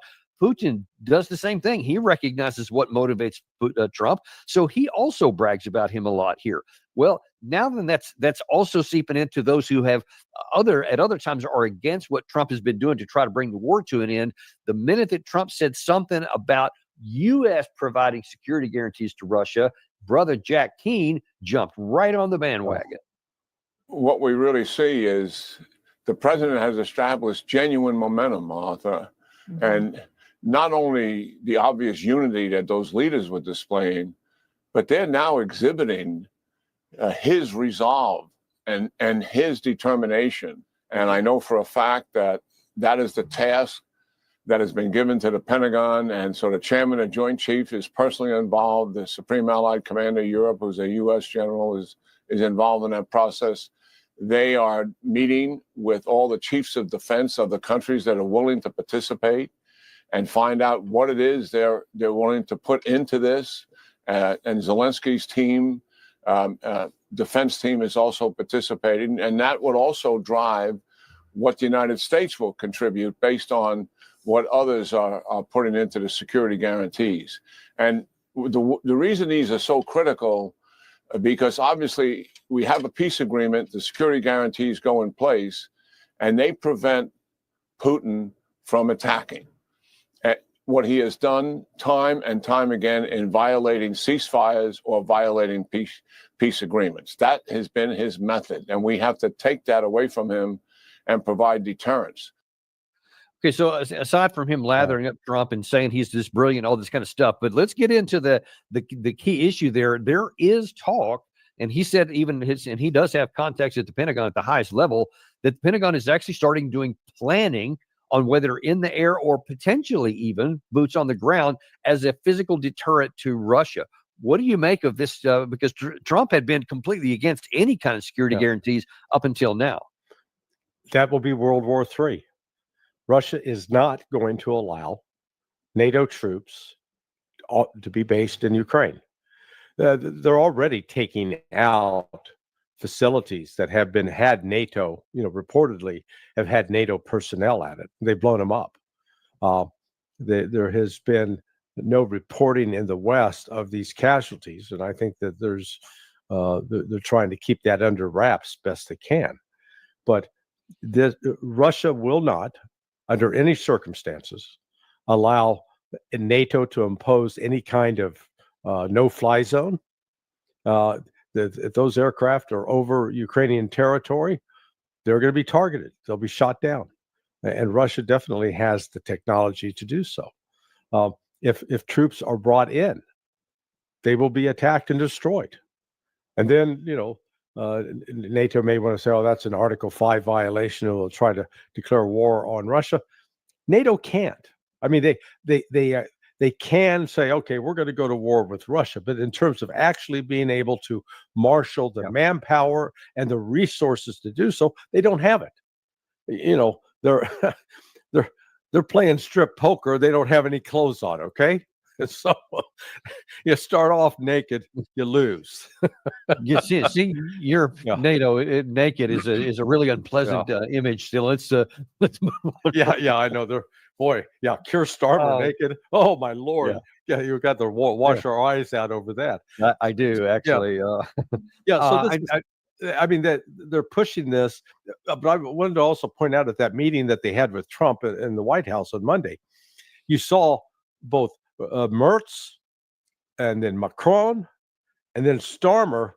They all kept making that pitch for the ceasefire, and Trump actually kept, to his credit, he shut them down. They're like, nah, we don't need the ceasefire. We're going to go for the full peace agreement. Von der Leyen was pushing her thing. He shut her off. Hey, thanks for sharing. Nice contribution. We're not going to go down that path. She was willing to play up on the supposed children that Putin has kidnapped. Again, more projection by the West, where what the West is doing to children, they always accuse Russia of doing it. But that's a whole nother topic. So the Europeans didn't get anything out of that. Well, in fact, for those who may not have seen it, here is the exchange between President Trump and Chancellor Merz. The next steps ahead are the more complicated ones now. The path is open. You opened it last Friday. But now the way is open for complicated negotiations. And to be honest, we all would like to see a ceasefire, at the latest from the next meeting on. I can't imagine that the next meeting would take place without a ceasefire. Well, we're going to let the president go over and talk to the president, and we'll see how that works out. And if we can do that, I will say, and again, I say it, in the 6 wars that I've settled, I haven't had a ceasefire. We just got into negotiations, and one of the wars was, as you know, in the Congo was 31 years long. Another one that we settled last week with 2 great countries was 35 years going on, and we had no ceasefire. So if we can do the ceasefire, great. So we don't really need to do a ceasefire, but the Merz just kept going on to I think Gary in the show he did yesterday, I think he said like 700 times want a ceasefire. He was trying to get it done there, but Trump just says blew it off. And so I want to get to what Trump said there about those wars at the end in a second. But first, let me just focus on his comments there about there doesn't need to be a ceasefire, and Europe's begging and pleading to get one. What do you make of that? Well, this would be Minsk 3. So let's recall that Minsk 2 came about as a result of the militias in the Donbass had surrounded and were on the verge of defeating the Ukrainian army in January of 2015. And the Europeans hurriedly got in place a ceasefire they convinced Putin to persuade the militias to stop fighting. They got a ceasefire. They signed the Minsk II agreement. And then, as Angela Merkel later admitted, this was all ploy. This was a complete scam. Their intent was to get the ceasefire so that they could rebuild the Ukrainian military so that it would become a more potent threat against Russia, which is exactly what happened. And Putin himself later admitted, I got played. I got fooled. But he's not going to let that happen again. So all they want this ceasefire for is they recognize the desperate straits the Ukrainian military is in. They need a pause. They need time where they got a ceasefire where they can actually take the recruits and get them some training. Because right now, when they try to do training at various bases inside Ukraine, they keep getting attacked by Russia. Russia can hit every single bit of territory inside Ukraine, and has done so. So it makes getting a formation of soldiers out in the open pretty dangerous. So let's take a look then now at now before I leave that, because it keeps coming up again. Trump has solved 6 wars, so he says, and he's trying to get number 7 because by his own account, he really wants that Nobel Peace Prize, etc. But what do you make of his claims like the Congo? He said going on 30 years, or the Armenia, Azerbaijan. Has that really been solved? Did he really get into that? Does he deserve credit for those? No, not at all. So he takes credit for India and Pakistan settling that war, and the Indians have said not only no, but hell no, you had nothing to do with it. So they completely reject Trump's claim. That is one other item that's on their we're mad at Donald Trump list, in addition to the tariffs, because they said he's trying to take credit for that. Azerbaijan and Armenia, they haven't been fighting now for 2 years, 3 years.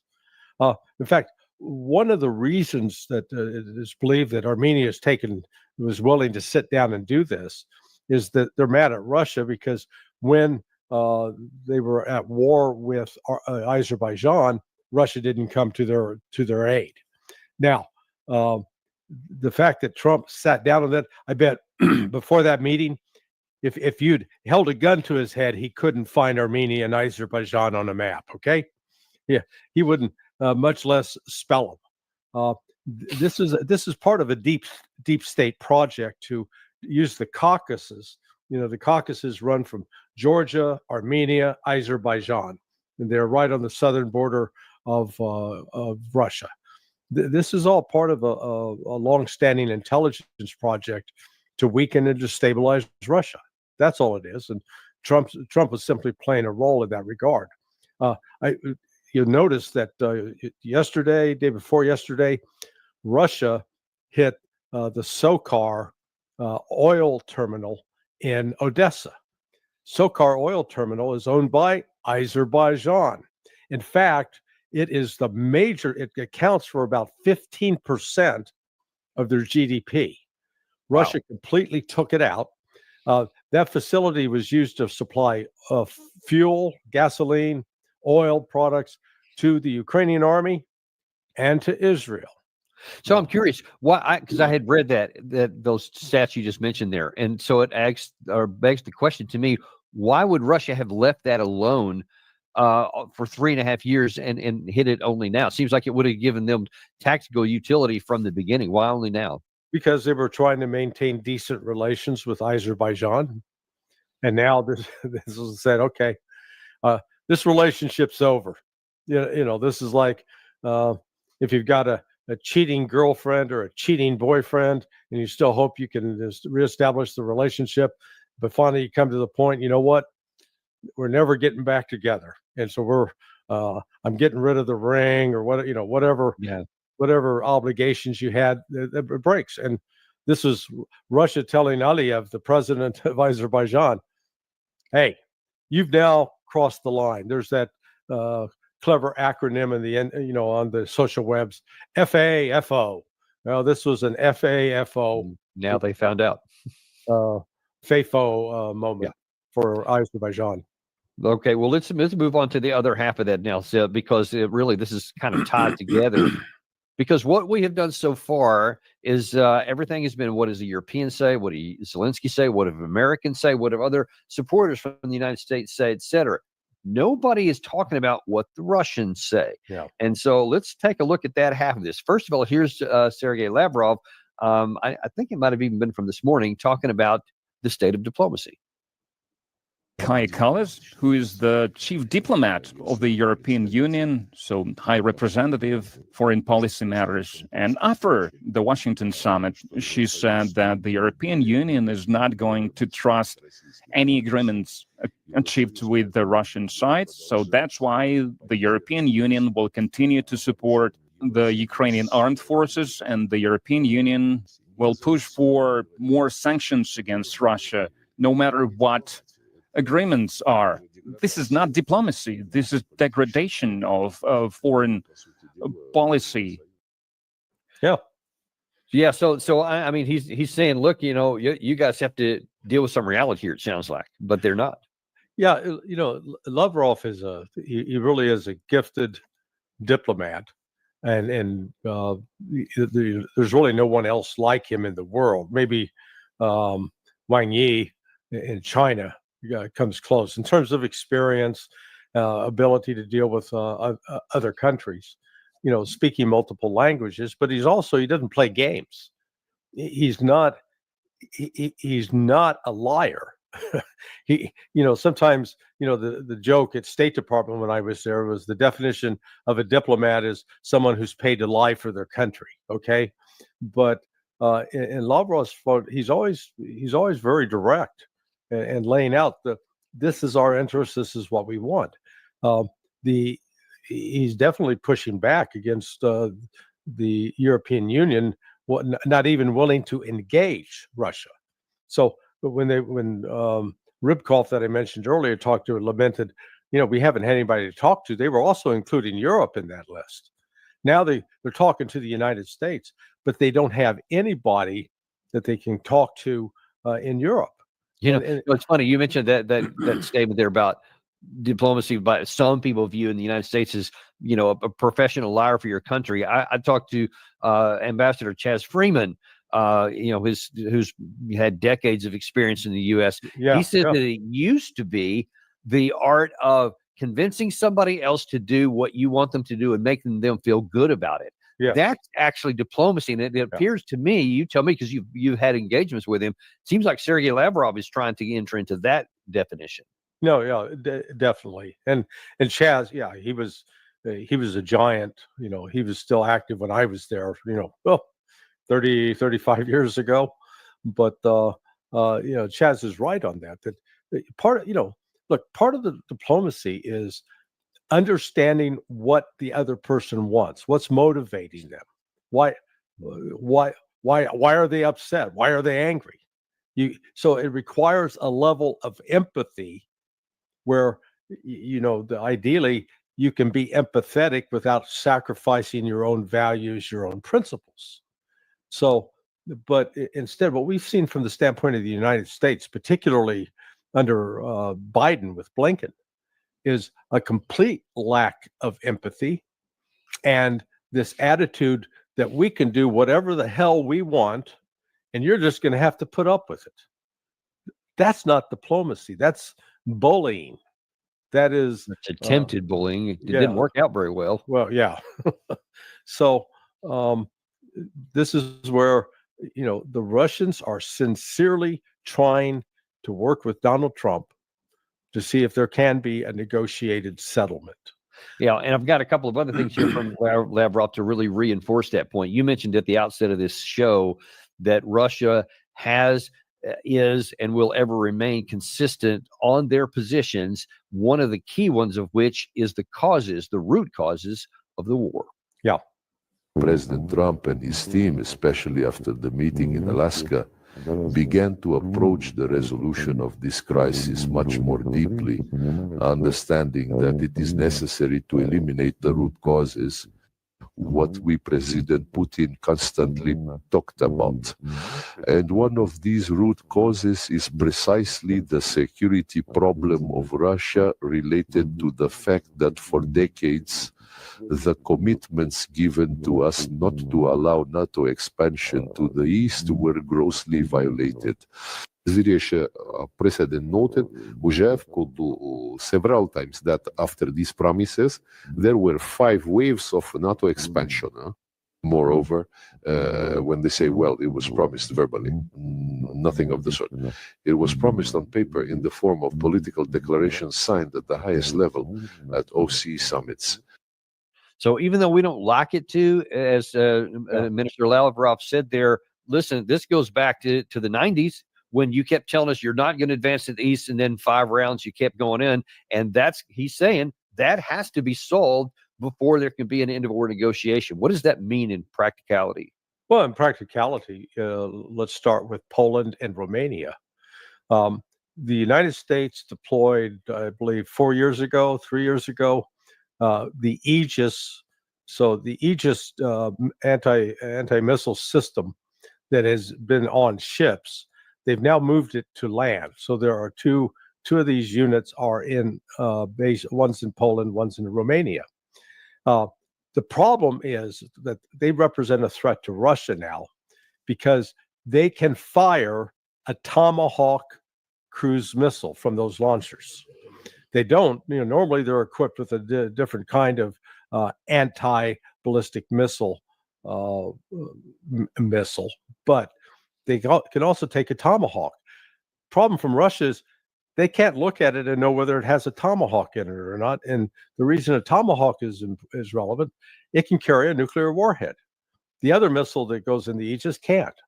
So if you're a Russian military planner, you got to assume that those are being loaded with nuclear-tipped Tomahawk missiles. So this is where Russia's saying that, hey, look, bringing in the Baltics to NATO was completely unnecessary. Bringing in Finland, Sweden, because Russia wasn't threatening them. What's fascinating, though, Danny, is when you look at the actual numbers that are involved, when you look at the Baltic states, combined, they've got like 16, 17 million people between Estonia, Latvia, and Lithuania total. That's the population of Moscow. So my point is they are inconsequential numerically. Same with Armenia. Armenia is like 3 million. Georgia, where the United States is working heavily to try to overturn the government there, 2.8 million.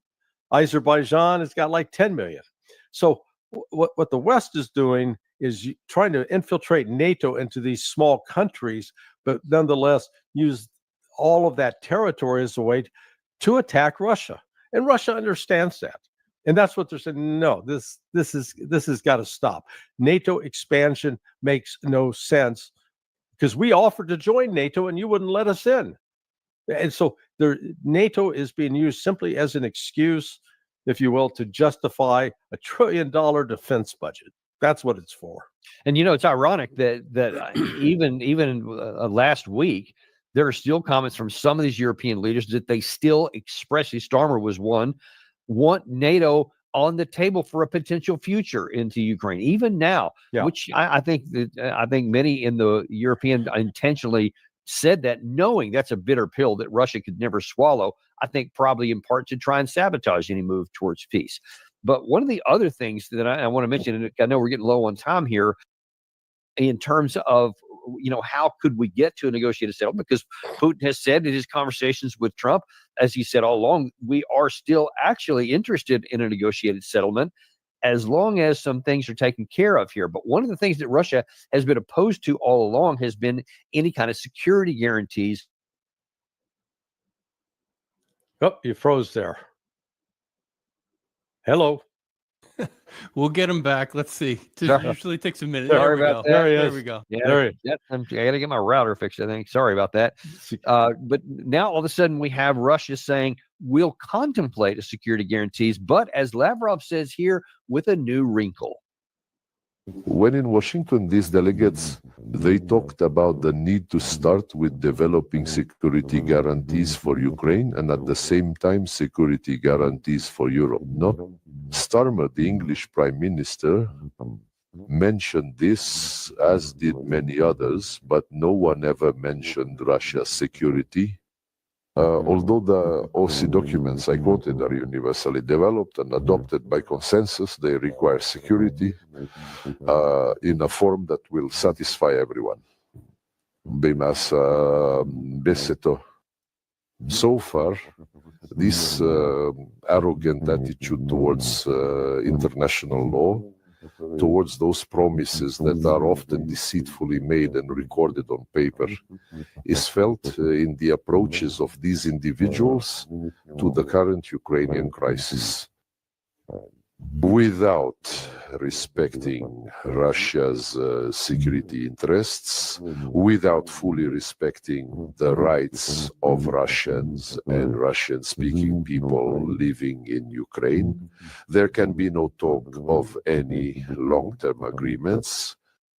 So he said, without, number one, no one's listening to Russia. No one's talking about Russian security guarantees, only about Ukrainian and European security guarantees. But then, and Gary, if you could throw that full screen up there, just before we came on the air here, apparently Lavrov now is also saying, hey, how about China? He says Moscow won't agree with collective security guarantees negotiated without Russia. Russia will accept it if the security guarantees to Ukraine are provided on an equal basis with participation of countries like China.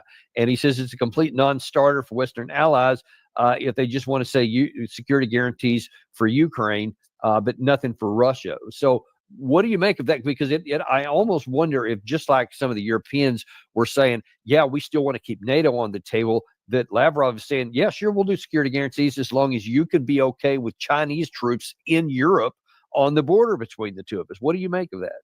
Yeah, well, he's feeding them back what they're trying to feed him, and he's doing that to show, because they'll reject that. They won't accept that at all, and that makes his point that this is not about seeking a genuine peace settlement. This is about controlling, using Russia as a wedge to ultimately go after China. And so Lavrov understands that this is not just about dealing with Russia as a threat. This has much broader strategic purpose. go back and look at a paper that was written by Aaron Wes Mitchell in the National Interest. It was published in August of 2021. And that was based on an article, a paper he wrote for policy planning at DOD that had been delivered the previous December of 20. And in it, it lays out very clearly that the goal is to provoke a war. Remember, this is August of 2021, 6 months before the start of the special military operation, that the West is going to provoke a war with Russia and defeat Russia, and in the defeat bring Russia so that it has to have an alliance with the West, that then we can use that to finally go out and contain and defeat China. That's what this is all about. This has been, and Elbridge, sort of a partner of A. West Mitchell, is Elbridge Colby, grandson of Bill Colby, the former CIA director. Colby's big on that too. He said, our threat's China. We got to deal with China. So in a way, Russia is sort of a sideshow to what is this broader strategic thinking of the deep state. And, Trump's oblivious to it, but Lavrov's not, and Putin's not. They understand. They do. Listen, in the last few minutes that we have here, what comes next? Because what's being talked about next is a bilateral meeting between Zelensky and Putin. They're still trying to figure out where that might be. And then a trilat to also include Trump. But sounds to me like we're a long way from getting anything done here, yet the Russians seem to be willing to talk about it. How do you see it? Yeah, no, they'll talk. But the meeting between Putin and Zelensky is not going to happen until the negotiating teams for both Ukraine and Russia come to agreements, and that it's going to be effectively a surrender by Ukraine. There's nothing that Russia's going to back up. Russia's not going to give back any of the territory that it currently occupies that has been legally incorporated into Russian Federation under Russian law. Now people say, oh, it's illegal under international law. Okay, take your international law and blow it out your nose. The reality is nobody seems to follow that on either side of this line. If I can just say, it is a might makes right situation, both in the West and in the Russia right now. That's just how we're having it. You can argue against that. But you're talking about the territory there. It seems to me that the only thing Russia would be willing to do was to say, we'll withdraw from the toehold we have in Sumy and that territory in the two different places, in the Kharkiv, Oblast, Dnipropetrovsk, etc. But then, as you said earlier, and I think this is I think it's a non-negotiable for the Russians. Tell me if you think differently. That all of the administrative borders of all four of those oblasts are not even up for negotiation for their term, meaning they're not going to freeze the line in the southern two oblasts and let Ukraine keep the other two, which would seem to mean either there has to be a surrender by the Ukraine side or the war will just keep going on. How do you see it? Yeah, no, the war's going to keep going on. That's what I said. I've maintained all along, this is not a stalemate. This is not a frozen conflict, and Russia's not losing. The advantages are piling up for Russia with each passing day, and they're under no time constraint. People keep pretending like this is, it's the fourth quarter and there are only 2 minutes left of the game. They got to hurry up and finish. And if I hear another one of these generals like Ben Hodges or Jack King talk about, oh, look, Russia's only taken 19% of Ukraine in 3.5 years. Hey, bozo, how'd we do in Afghanistan after 21 years? Okay? Shut up. You got to go there. No American has any room to talk anymore about our military prowess when a bunch of goat herders in Afghanistan kicked our ass. Okay? And we don't like to admit it, but they did. And we ended up creating a well-armed army that didn't exist before in Afghanistan. Yeah, and you've mentioned several times also that the territory is almost a second, it is a secondary operation for the Russian side, but the destruction of the Ukrainian armed forces is their primary objective. And they may have only taken 19% in 3.5 years, but if those numbers are even close to being right that have been allegedly hacked into, then there has been some profound cost to the Ukraine side. Exactly right. And it is, as you know, far better than I, by virtue of your service, that the strength of a military is always dependent upon the quality of its soldiers. 100%. So last question here. Do you think that Zelensky will agree to a meeting with Putin if Putin agrees to it? No. He'll be signing his death warrant. And Putin's not going to go meet Zelensky anywhere outside of Russia. So if there's going to be a meeting, it's going to be a meeting of surrender. They don't, like I said, they don't have anything to negotiate on. It's not like Ukraine. The only thing Ukraine can say is, we're going to completely divorce ourselves from the West. He's not doing that. That's his. So what about Zelensky saying, okay, I'm going to play the tough guy. I'm going to go ahead and meet him, and I'm going to come in there with all my demands. You're going to do X, Y, and Z, even though Russia says we're only going to do A, B, and C. Is that a possibility? So you got the two guys meeting, but it turns into a February in the Oval Office kind of situation. Yeah, no, I don't see that happening at all. Because again, Zelensky can make all the demands he wants. Russia's got the upper hand. Russia's army is now up to 1.3 million. Zelensky's only able to field barely 300,000 now in Ukraine. So it's just the numbers are working against them. And so what do you say to people who say, okay, well, if those numbers are accurate, if one side has 1.3 million, the other side only has 0.3, why wouldn't they just roll them up, in short order? Well, one, they're trying to minimize casualties on the Russian side. So they're not going to go putting people out if they can continue to press until they collapse. The collapse will come at some point. But again, we ought to ask ourselves the same question: that if we're so great militarily, why weren't we able to stop the Houthis? If we're so great militarily, why didn't we take complete control and lock down all of Afghanistan? So it's the Russians they've got their own timetable. I don't pretend, the general staff doesn't call me up and ask me for a briefing. That's too bad, because I was going to ask. But so, well, listen, we'll certainly just continue to keep an eye on this and continue to watch and continue sending folks.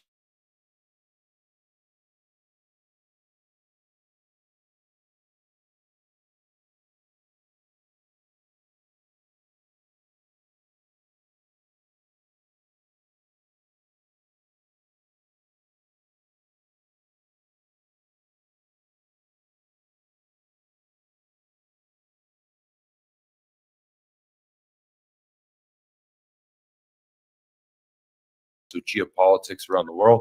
Colonel, how are you today? Great, Cyrus. Thanks for inviting me. Well, Colonel, we've got the entire world is watching Washington, D.C.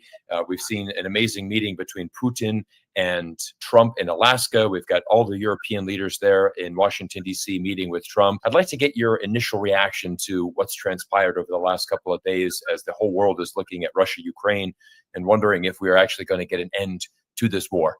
Well, that's the critical question. I think the war is coming to an end.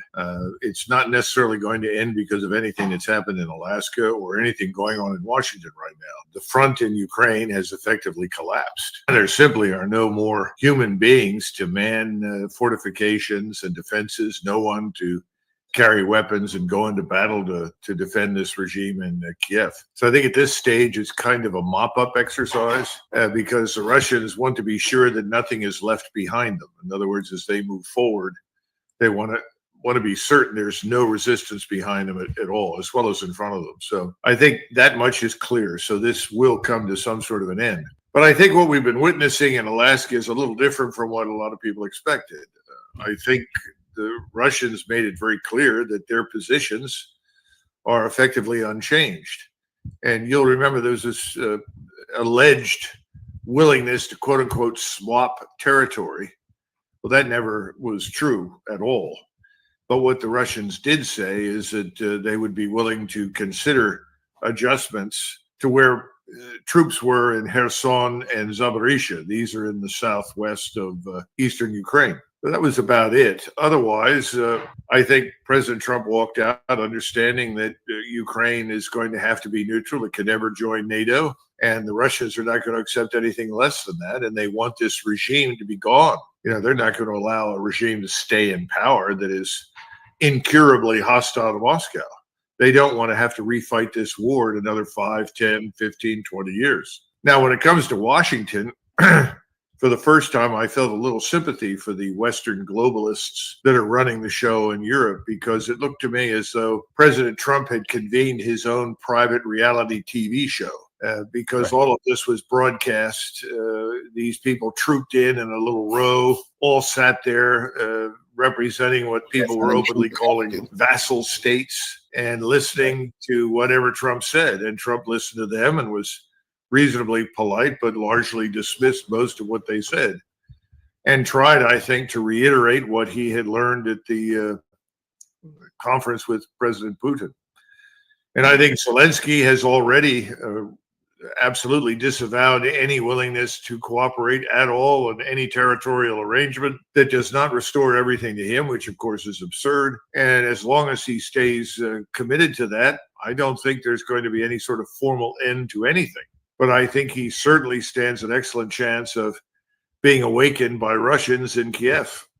And I think that could absolutely happen unless there is suddenly dramatic change. He disappears. Someone else steps forward to represent what's left and is willing to negotiate directly with the Russians and is somebody they think they can trust. And that is a big issue here. Trust. Right. Why should the Russians trust in anything? And, President Trump made a comment within the last couple of days that I thought was outrageously stupid, to be blunt. He talked about Americans being part of some sort of force potentially on the ground in Ukraine as a result of any security arrangement. Well, that's an impossibility. They just fought a war to make sure nothing like that happens. So I'm not sure he's clear in his mind, but I do know that Mr. Putin is absolutely clear about what he wants, and that's what's going to happen. Everyone, interviews like this are not found on mainstream media, and it's why it's so important to have independent voices directly here on YouTube so that we can educate you, the public, about what's really happening in the real world. But give me 1 minute of your time, as I want to give a huge thank you to today's video sponsor, Nomad Capitalist, who makes interviews like this possible. You see, last September, I personally flew to Malaysia to attend the 2024 Nomad Capitalist Live event. And honestly, it was like hearing a real-life case. And it's actually a very crucial part of this, because it seems that Trump, is very willing to accept Putin calling for this peace agreement rather than a ceasefire. And can you just explain to the audience the difference and why NATO would much rather have a ceasefire and why Putin wants to have a peace agreement? Well, a ceasefire implies no arrangement. Simply what you hear, a ceasefire. Everybody stops shooting at each other, and that means that there are no restrictions on what either side can do. That means that in addition to evacuating wounded, you can also bring in new forces, new equipment, new capabilities. Ceasefire is just that. We all agree that at such and such a time, we will stop fighting each other. How long will that last? As long as both sides are willing to do it. There is nothing permanent about it. There is nothing that contributes necessarily to a peace agreement, which is ultimately what at least President Trump says he wants, and is what President Putin wants. You can continue to fight and still negotiate a peace treaty. Now, people think that's unusual. No, it isn't at all. That's happened many, many times in many, many wars where people said, fine, let's talk while we're fighting. Right. And obviously, whenever the fighting stops, wherever we are, based on the peace arrangements that we've made, we'll abide by those. But right now, until there is an agreement that stipulates certain conditions, where will the border run, who is in charge, and so forth, we'll continue to fight. There's nothing wrong with that. That makes great sense, and that is the standard operation, if you will, in European history. Not, let's have a ceasefire. Remember that the Germans negotiated with the Allies long before they had a ceasefire on 11 November. The ceasefire that occurs at 11 o'clock on 11 November in 1918 is a result of a peace agreement. You know, it's interesting, Colonel. I do see a bit of change, you know, in this meeting with Trump and Zelensky. You know, for example, his last visit to the White House, there was obviously a very public display of Trump, you know, certainly telling Zelensky, look, you don't have the cards. You're not in a position here. Many people felt that, you know, Trump had thrown Zelensky under the bus, and now things had seemed to be very different. You know, and we've now seen Zelensky. He upgraded his T-shirt into a suit. I think that everybody was having a laugh about that. It definitely seemed to be a much more positive meeting, you know, for Zelensky and the Europeans. How do you feel, you know, how do you think Zelensky and the Ukrainian people are taking these latest developments from the White House? Are they looking at that as a positive? Are they feeling, you know, hopeful for the future? How do you interpret this? Well, my information suggests that the Ukrainians want an end to the war overwhelmingly. I also am getting a lot of information that suggests that they would like to be rid of Mr. Zelensky. He is by no means popular at all. I mean, he sent 1.8 million Ukrainian soldiers to their deaths in a war that shouldn't have been fought and could never be won. So how popular can the man be? True. You know, he's got the secret police all over the country trying to sort of press people into military service. Right. And you've got housewives, mothers, daughters, sons, everybody's coming out to protect dad or their brother or something else and get rid of the secret police. So I think the issue for Ukraine right now is we want an end to this. And if we have to give up something, then we're prepared to do it because we must have an end to this terrible war. The other thing is that I'm sure the Ukrainians have been brainwashed into believing that everything on that map was granted to them in perpetuity. We all know the circumstances under which that crazy map was drawn when it was drawn. It's not consistent with history, with culture, with ethnicity, with language, or anything. And I think there are older Ukrainians that know that. But the bottom line is that I think the Ukrainians just want an end to it. Now, the Europeans, if I were a German watching this, I would be disgusted beyond belief. You know, what are we doing? You know, Merz looks like a child in kindergarten asking for permission to speak. He speaks, he says something that Trump doesn't agree with, and he's essentially told, thank you for your interest in the conversation, go back to sleep. You know, if you look at Georgia Maloney, I always get a charge out of her because she's always rolling her eyes and, you know, leaning to one side, like, what am I doing here? What's the purpose of this whole thing? Well, Georgia is the one with some common sense. She wants to get out of the European Union. Well, the European Union has turned out to be a tyranny. Everybody hates the damn thing because it's not satisfied with organizing trade across borders. They want to dictate what everybody's going to do in all of their schools, how they're going to live, what their so-called values are supposed to be. So the EU is a catastrophe. That's going to go away before NATO does, and then NATO will follow suit. The whole thing, in my judgment, marks the end of U.S. hegemony in Europe, the end of European subordination, if you will, to U.S. national leadership. Now, I'm sure that's not what President Trump wanted, or it's what he thinks, but that's really what it is. And I think most of the people in that room will be swept away in the near future in elections by new people that are going to come in and say, that's it, we've got to decide our own future. Who's going to determine the destiny of Germany, of Poland, of France, of Italy? It's got to be the people that live in those countries. The other thing is, this is something nobody here seems to understand. The people that have the most at stake right now weren't even represented at the table. Who are the people that border Ukraine? Poland, Slovakia, Hungary, Moldova, Romania. Where were they? What difference does it make what they decide in Washington or what, you know, the French, the Germans, the British decide? What do the people that border Ukraine want? And that's where the focus ought to be. It should be Moscow with the people I just described. The only exception I would make is Germany, because the Germans have a long, long history in the region. It goes back 1,000 years. Right. So there's a legitimate place for them. As for the rest, forget it. They have nothing to say. Let them go. Now, if you want to drag in the Finns, you can. And I think you have a Finnish government that is totally delusional, that thinks it's threatened by Russia when it is not. So you could bring them in, but they have nothing to do with Ukraine. So I think we got to go back to the core states I just mentioned, plus Berlin. They've got to sit with Moscow. Now, we can support that. President Trump can stand up and say, I'm willing to support this, and I wish everybody well.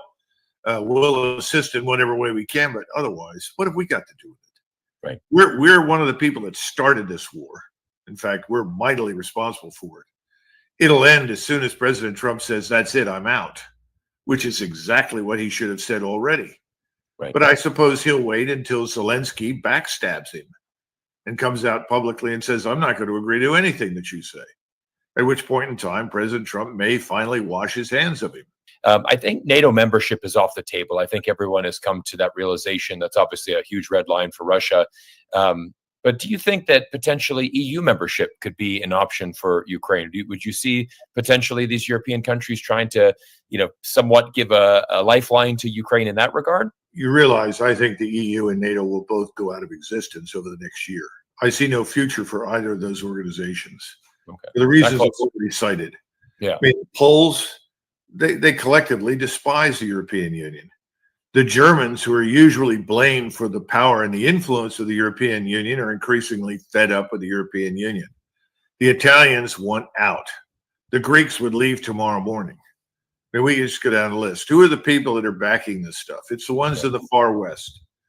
The people like Sweden that wanted to get into this sort of thing. Now, the Norwegians, it was funny. Years ago, when I was serving at Supreme Headquarters of Allied Powers Europe, I asked a Norwegian general officer, I said, "Well, you're in NATO. Why aren't you in the EU?" Yeah. He said, "We will not be governed by Brussels." He said, "People in Bergen in Norway who live north of Oslo don't trust anybody in Oslo. Why would they trust somebody in Brussels?" Right. I think that's a good way to look at Europe right now. Mm-hmm. Europeans are in a fight for their existence, not with the Russians, with people inside their own country they never wanted. They were forced on them by the European Union, von der Leyen and her friends, right, and the World Economic Forum. Those people are the enemy, not Russia. Right. And that's the way more and more Europeans are seeing it. So the EU, in my judgment, is a dead end. It's going to go away. What will emerge in its place? I don't know, but it'll be something the Europeans can live with. And it may not involve all Europeans. It may only involve a subset. The same thing is true for NATO. The North Atlantic Treaty Organization was essentially a North Atlantic affair. It has now become a continental alliance on the scale of World War I. And that's a catastrophe for everyone. That means that you're in some far off corner in northwestern Russia, and there's a dust up with the Finns, and that means the entire continent is at war. Who the hell wants that? Right. These old alliances were destructive, not helpful. Everybody wants really instinctively to get out from under them. So you may end up with a new regime, a new security arrangement, maybe Scandinavia plus the Baltic states, maybe not all the Baltic states, but some. It'll probably be Germany, along with perhaps the Czech Republic. We don't know. Right. You'll have something between Hungary and Poland. They have always cooperated whenever they could. They have a great deal of commonality in history and culture. They're very interested in what happens in Ukraine. Right. So if they're willing to step up and be part of this final negotiation for Ukrainian independence and sovereignty when this war ends, then I think that's a very good thing. And remember, there are parts of Ukraine which are historically Polish or Hungarian. So these are not minor affairs. That's why this whole notion of the people sitting in the Oval Office deciding the future is kind of ridiculous. They're really not the right people to be there. I think we're looking at a situation where Europe doesn't really have a lot of cards per se, to use Trump's analogy. I mean, that's why I think they've all flown there. We have that iconic image of all the European leaders, sitting in a row, almost like they're getting lectured by, Daddy, as the NATO president referred to Donald Trump as. So, but we know, and I'm sure that President Trump understands this very well, this war is going to be won by Russia. It's already being won on the battlefield. Right. So they're ultimately going to dictate the outcome. And I think he knows that. He's trying to tell Zelensky, which is an enormous waste of time, and he's trying to tell the other European leaders that were there, it's time to come to terms with reality. Things are dictated by the presence of military power on the ground. That military power is substantial. It is so substantial that neither the United States nor its allies can push it out. In addition, none of us in the United States and none of the Europeans that I'm aware of are interested in going to war with Russia. Correct. I mean, I listened to a Russian who said, well, Europeans want to see more Russians die. I don't think he's right at all. I've lived there for almost 10 years of my life. I know lots of them. I don't see any evidence that the Europeans are interested in killing Russians at all. If anybody is interested in that, these are the globalists that we've been talking about, these fools in the World Economic Forum, maybe fools at the top of NATO, but forget it. The average European wants this thing to get over. Correct. And then end it once and for all. So I think we need to say we really don't have any cards left unless we want to continue to throw huge quantities of money down a black hole. There's nothing in this for us. We just need to get out. And we really don't have any cards to play. And if somebody says, well, we're a nuclear power, then I would invite them to a rubber room in the nearest asylum, because none of us, neither Russians nor Americans, want to go to nuclear war over Ukraine or anything else for that matter. Colonel, I've seen multiple reports that it says that in order to get this American U.S. security guarantees, you briefly touched on that before, but there's a report that said that Ukraine will promise to buy $100 billion worth of American weapons, which will be financed by the Europeans in order to win U.S. security guarantees. What do you make of that, these reports? And I mean, would that not just be a continuation of what we've been doing for the past 3 years? Effectively, it's stupidity on stilts. It completely ignores the reality of what the Russians will or will not accept. It presupposes that we can shove something down Moscow's throat that it doesn't want. And plus the fact, I don't see it happening. I think this money's going to dry up. It's going to be repurposed to go somewhere else. Now, I am concerned that we have wasted a great deal and we may not have much flexibility left. I don't know. I'm talking about military power. But I noted the other day that we've dispatched 4,000 sailors and Marines in a naval task force to the Southern Caribbean, ostensibly for the purpose of potentially intervening against Maduro in Venezuela. Well, I would argue that if you're going to embark on these kinds of things, you probably need to trim back the sail in other areas. Right. So I don't know what people are thinking in Washington, but they continue to behave in many ways as though our power is limitless. And perhaps they think they can continue to debase our currency by printing it without interruption. That could be. Again, everybody who's tried that, the Spanish Empire, the British Empire, everybody else who's tried it ultimately went under. Right. I don't think that's a good idea. But the bottom line is I don't think we have very many cards to play. President Trump has already played his card. He's the leader of the most important country in the NATO alliance. He's the leader of a country with whom the Russians want good relations, just as he's made it very clear he wants good relations with Russia. So all this business about any foreign presence on Ukrainian soil, any foreign military intervention there, the introduction of U.S. armaments, that's all got to go away. That's an impossibility. And I think it will.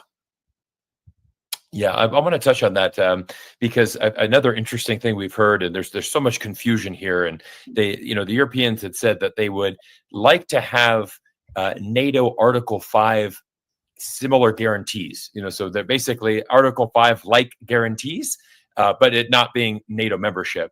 I mean, it's so confusing because would that not just effectively be the same thing as admitting Ukraine into NATO? Exactly. It's meaningless. It's stupid. It's unworthy of serious discussion.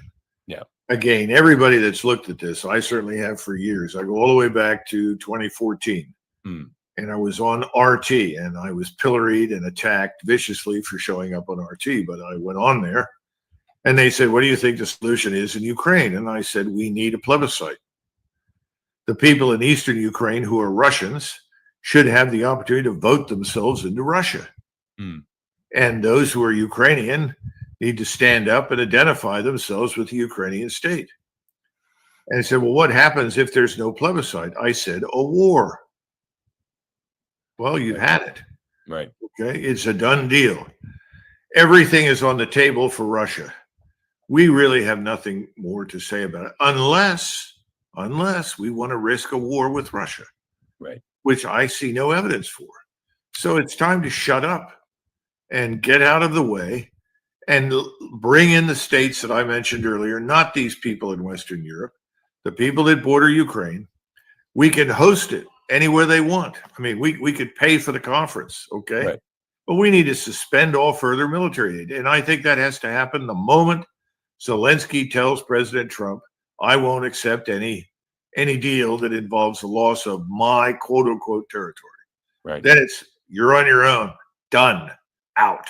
Colonel, I've got one final question here, and I want to kind of look towards the future here. I think the next step that Trump has said is he would like to see a meeting directly between Putin and Zelensky, a potential meeting. Obviously, Trump there as potentially an intermediary.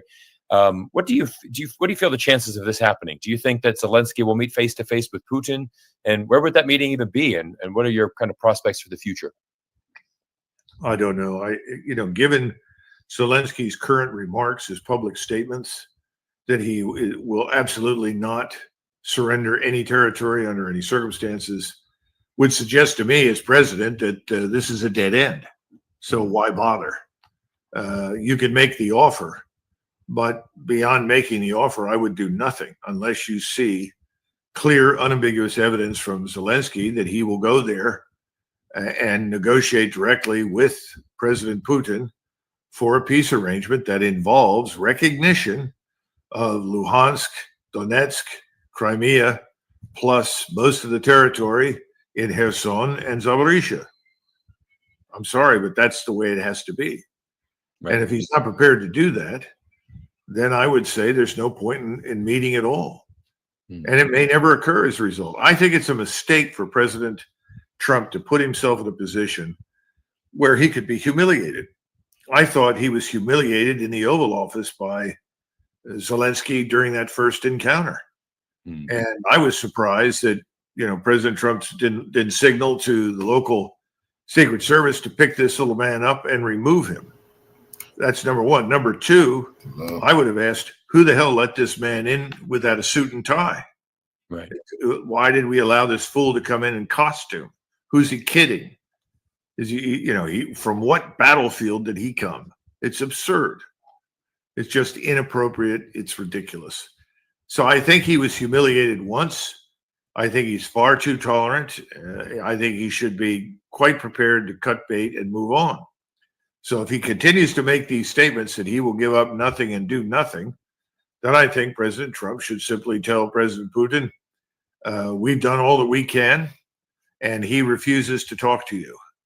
We'll help in whatever way we can, but for the moment, I've decided to suspend all military aid and pull all Americans out.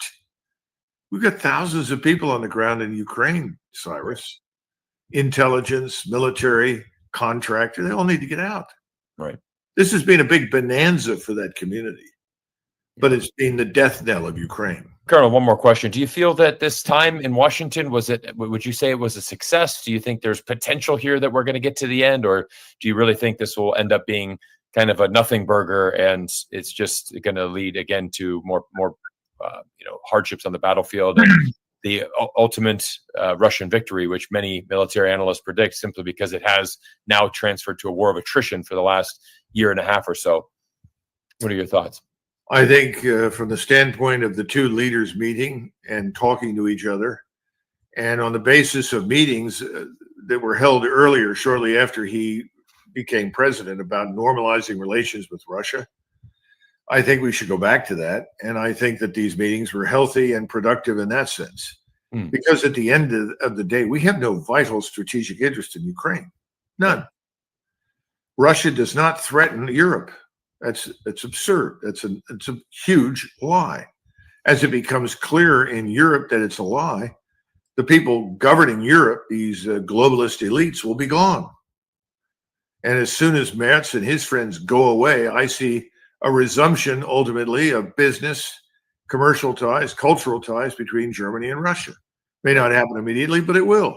Right. And as I said before, NATO is now on life support. The EU is faltering badly. I think those things will ultimately vanish in favor of new arrangements that will have more staying power because at least they'll be European in origin. They will not be imposed from the outside. Well, Colonel, I want to thank you so much for these insights today. You know, we had a lot of news in the last couple of days on this, and I just appreciate your insights and knowledge. It's always great to talk with you. And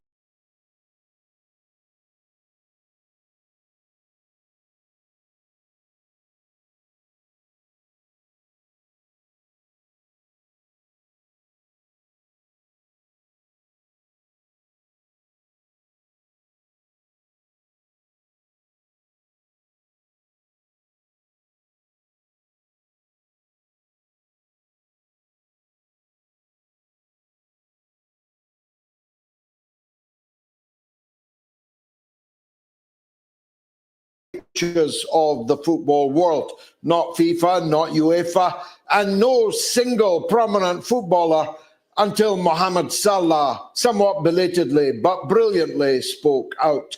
But only Mohamed Salah, nobody else. No Leo Messi, no Cristiano Ronaldo, none of the legion of Arab and Muslim footballers playing in the top leagues of the European continent said anything at all. Not even condolences, never mind a condemnation. And today was buried Mohamed Shallan, a giant Palestinian basketball player from the national basketball team. And as I said, at this moment in time, not a single star of the NBA, not anyone who's anyone in the world of basketball has even lamented the passing of one of their fellow sportsmen. And definitely the basketball authorities in the world are not likely to be more proactive in taking action against Israel than the football authorities were. Donald Trump sent 6 warships and 1 submarine off the coast of Venezuela this morning. What's that about? Well, he doesn't rule out a boots-on-the-ground invasion of the vast territory of Venezuela with its government, which, let me put it this way, would be itching for a fight with the 4,000 U.S. Marines that Donald Trump has on board these warships. He hasn't ruled out, Donald Trump, a landing. Boots on the ground invasion, all in the interests of fighting the drug cartels, of course. Nothing to do with the fact that Venezuela is the world's largest oil producing country and that Venezuelan oil is perfectly suited to the American refinery market. Nothing to do with creating yet another war when the wars he's already deeply involved and implicated in are, despite his repeated protestations, not yet resolved. We'll be watching that one closely, but Donnie, take it from me, as someone who's been to Venezuela many times, as someone who knows the prevailing atmosphere in Venezuela rather well. The worst thing you could do is put American boots on the ground in Venezuela, because be sure the boots will be empty before you can say Jackie Robinson. And the previous occupants of those boots will be being shipped back to the United States in wooden boxes. Speaking of which, the 7 dwarves who accompanied Snow White, if you get my drift, Volodymyr Zelensky, into the lion's den in Washington, D.C. just a couple of days ago were, well, humiliated is not really the word, is it? I mean, when you compare and contrast even the Angela Merkel days, when she was photographed angrily confronting a Donald Trump visibly moving backwards in his chair, such was the ferocity of her assault. The 7 dwarves sat like Dumpy, Dozy, Grumpy, and the rest. And when they did speak, they served only to make a fool of themselves. Let me deal with the situation, though, that their visit has resulted in. It was clear when Donald Trump left Alaska that the Ukraine war was on its way to a solution. All he had to do was impose that solution on Volodymyr Zelensky, which I have no doubt, given the difference in stature of the two men, he could easily have done.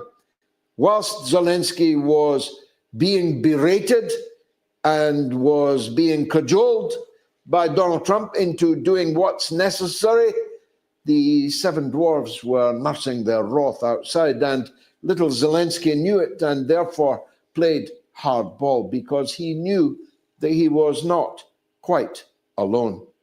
If Donald Trump had done what he no doubt promised Vladimir Putin that he was going to do, then we might well be talking tonight about an end to the Ukraine war, but we are not. We are instead talking about the dangerous maneuvers on which these seven dwarfs have now embarked and which endanger not just the people of Ukraine, but the people of all of Europe and beyond that, the whole of the world. What do I mean? Well, Trump, under pressure from the dwarves, has conceded that European NATO members can and should take up their places on the Ukrainian front line as a kind of tripwire, as a kind of security guarantee, they call it. Though in truth, it's a guarantee of total insecurity. It's a guarantee that the war will never end. And if it ended, would only be a precursor of the war to come. Because Russia has made it clear from the very beginning and before the beginning of this phase of the NATO-Russia war, fought over the bodies, dead bodies, 1 million dead Ukrainian bodies, that no NATO army will be permitted next door to Russia in Ukraine.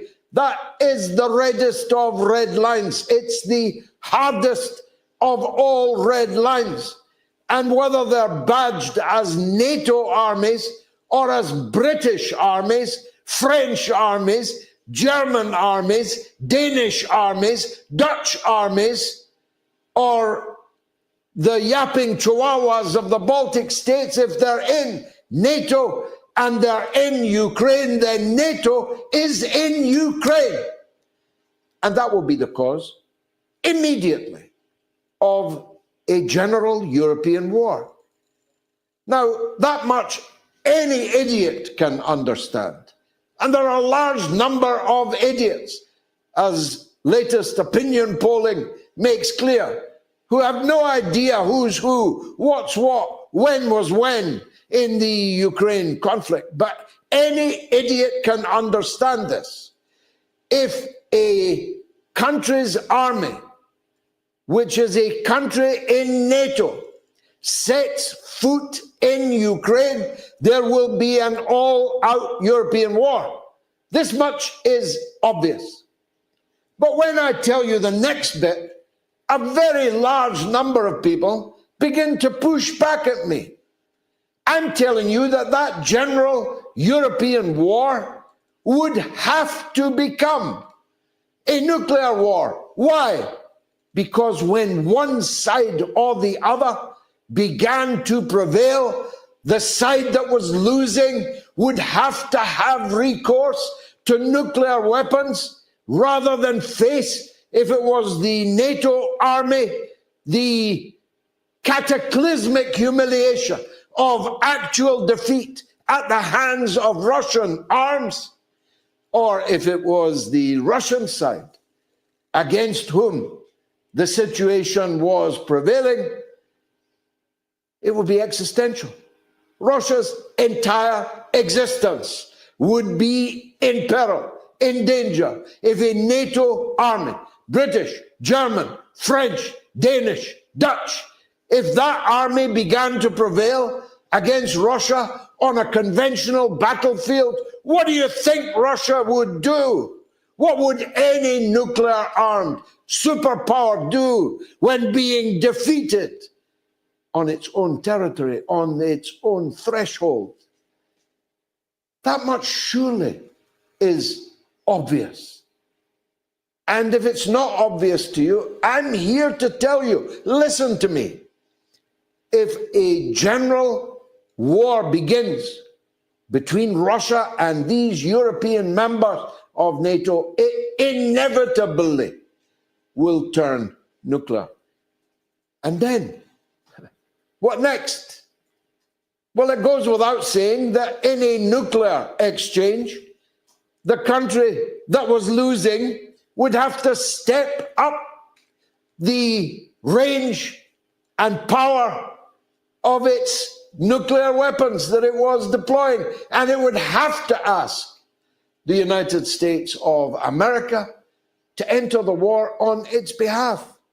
And if America entered the war on their behalf, then Russia would be at war with America.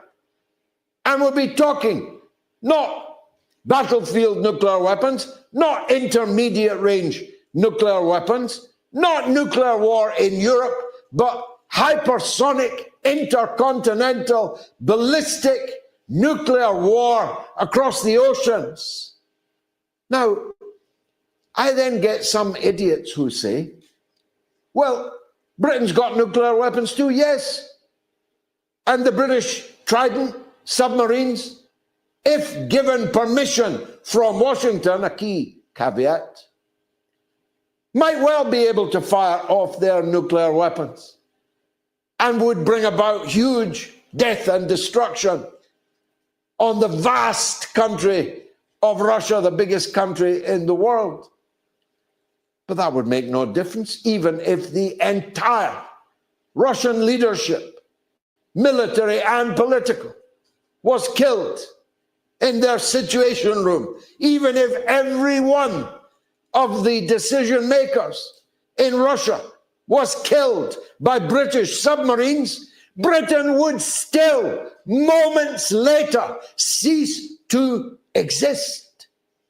Because the dead man's switch is already primed, and the weapons are already aimed at London, Glasgow, Birmingham, Manchester, Leeds. Britain would cease to exist. Do you understand what I'm saying to you here? Do you understand how serious that is?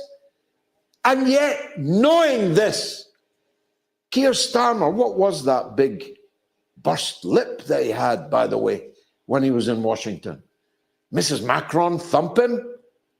Or was he putting his mouth in places that it was unwise to put it? Keir Starmer is desperate to get, to quote the Defense Secretary John Healey, British boots on the ground in Ukraine. Well, I repeat what I said to you on Sunday. I really mean it. I mean it because I know it. Because I know the visceral hatred between Britain and Russia on both sides. Any British troops putting their boots on Ukrainian soil will be eliminated, annihilated. They will be destroyed before any other country's army. So why is the British Prime Minister continuing to shoot this breeze? Why is he the loudest voice in all of Europe demanding to put our young men in harm's way for little Zelensky? And for what side of a line? Slaviansk. Do you know it well, viewer? Or Kupiansk? Very important to you, viewer, should lie at the end when it comes of this conflict. Well, it might be because Keir Starmer is currently at 13% in the approval rating, the lowest approval rating ever recorded since records began. It could be because he's the most hated prime minister that Britain has ever had. More than Thatcher, more than Blair, the most hated ever prime minister.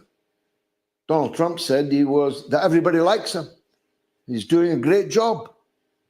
Well, he can't really have meant that. It would either be a sign of cognitive decline or it would be a breathtaking act of sarcasm. But that might be why Keir Starmer's doing it. Or maybe he's worried about this oddly long delayed trial of the Ukrainian rent boys that set fire to property belonging to him. Maybe he senses that this is an existential matter for him. Maybe he senses that, having kicked the trial so far down the path it can barely be seen on the horizon, that when it eventually has to happen, unless something happens to the Ukrainian rent boys in between, that he has to pull the mother of all diversions out of his hat. Or it could just be that the British hatred of Russia has so consumed Whitehall, the Foreign Office, the Ministry of Defense, the deep state agencies, so consumed them that they are genuinely desperate to get into a firefight with the Russian Federation. But I don't need to stick only to Britain. I mean, is Macron's army going to fight the Russians? Going to fight them better than they fought the Nazis in 1940? Took Hitler 46 days to completely conquer France. Took Hitler less than 4 days, I've checked, 82 hours to be precise, to conquer Mark Rutte's country's army of the Netherlands. Hitler was dancing on the Trocadero within 46 days. Have the French become very much more martial a race in the years since 1940? Well, they've killed a lot of tribesmen. They've killed a lot of African subjects in their colonial empire. They've killed a lot of people in sandals with Kalashnikovs in what they used to call French Indochina, but it's my guess that they would not fare well in World War III, in the great European war that their current posturing is literally inviting onto our path. I could say much more about the Europeans, but I've only got 2 minutes to say something about Trump.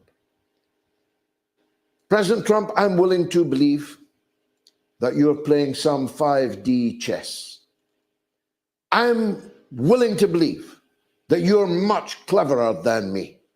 I'm willing to believe that all this willing like a dervish is just to confuse everybody, and that you actually do have an idea of what it is you're trying to achieve. But I have my doubts.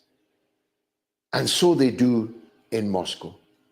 You cannot say one thing to Vladimir Putin, and then when the 7 dwarfs sit on you, assume the shape that they have left upon you. You cannot tell the dwarfs that Russia is cool with European armies entering the theater of war in Ukraine when you already know that Russia has told you that that red line they will not allow anybody to cross. Any NATO army, however badged, however flagged, will be the cause of all-out war between Russia and the country in question. You know this. President Putin told you this. It wasn't lost in translation. You know it. But in telling the European leaders something diametrically different, you are risking the peace of the world. Never mind the Nobel Peace Prize. Stay tuned. We've got Max Blumenthal, the sage of Washington, D.C., up next. Stay tuned.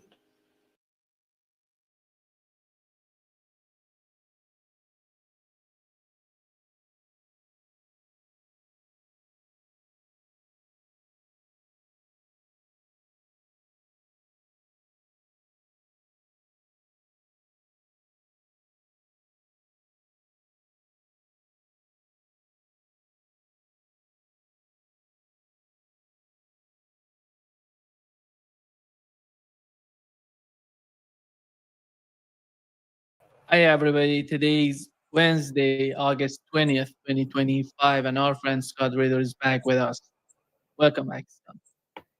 Thanks for having me. Let's start with the meeting between the two presidents, the president of the United States and the Russian president. You were in Russia that day, yeah? If you And the whole week leading up to it, too. how did it feel there to be there and watching what's going on? Well, it was very interesting because, first of all, I would say that the Russian population and the Russian media is orders of magnitude more informed about the realities, about the nuances of policy. You compare and contrast that to American mainstream media and, frankly speaking, the American audience who knows nothing about the topic, believes what they're told, spoon-fed by the mainstream media, which is just a total bag of lies.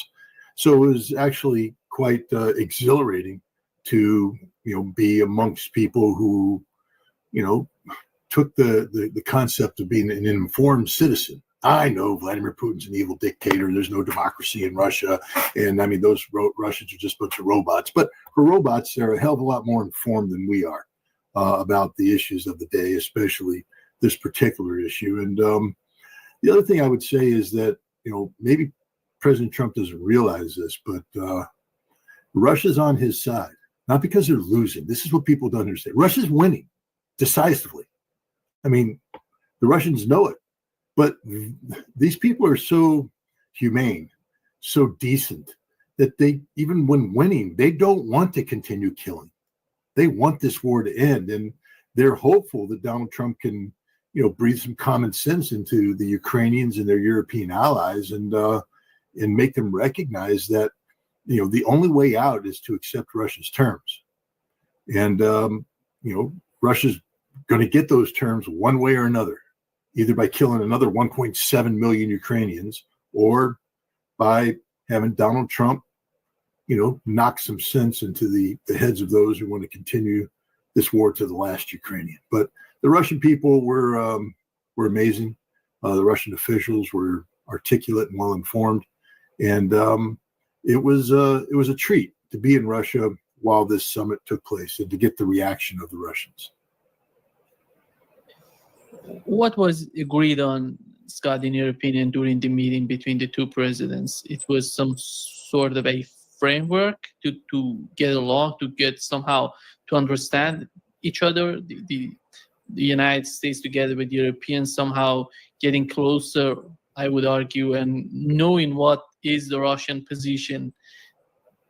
We had the meeting between the two presidents talking to each other. It was amazing because for more than 3 years we haven't seen such a thing happening.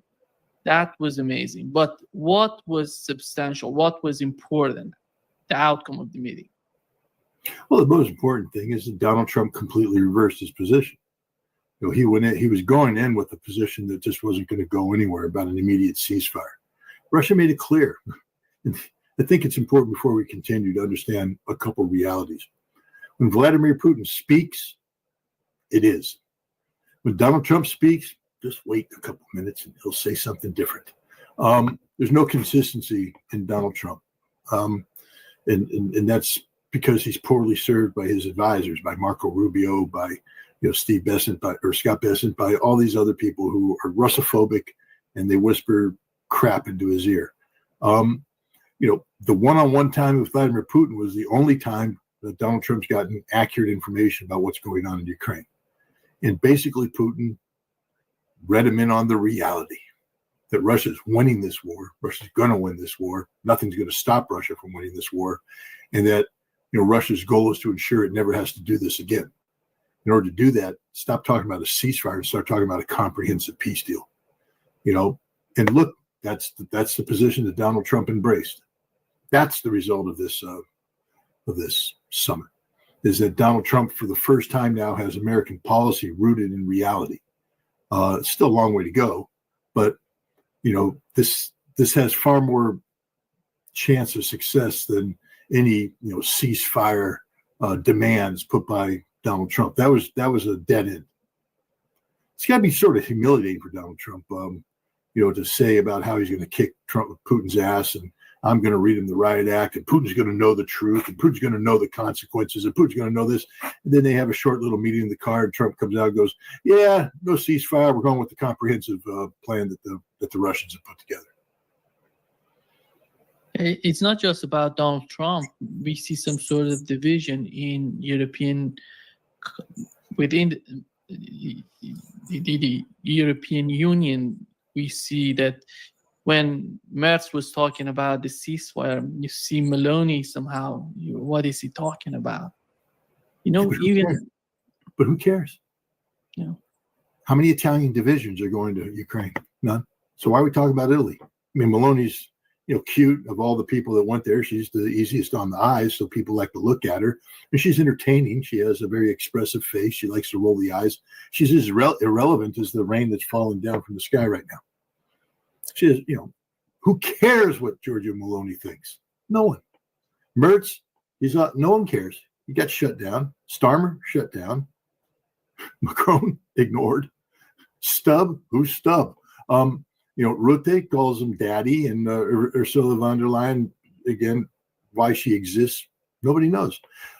Not a single one of the people there matters. Not a single one of them matter. Trump doesn't care what they think. Ignored them all.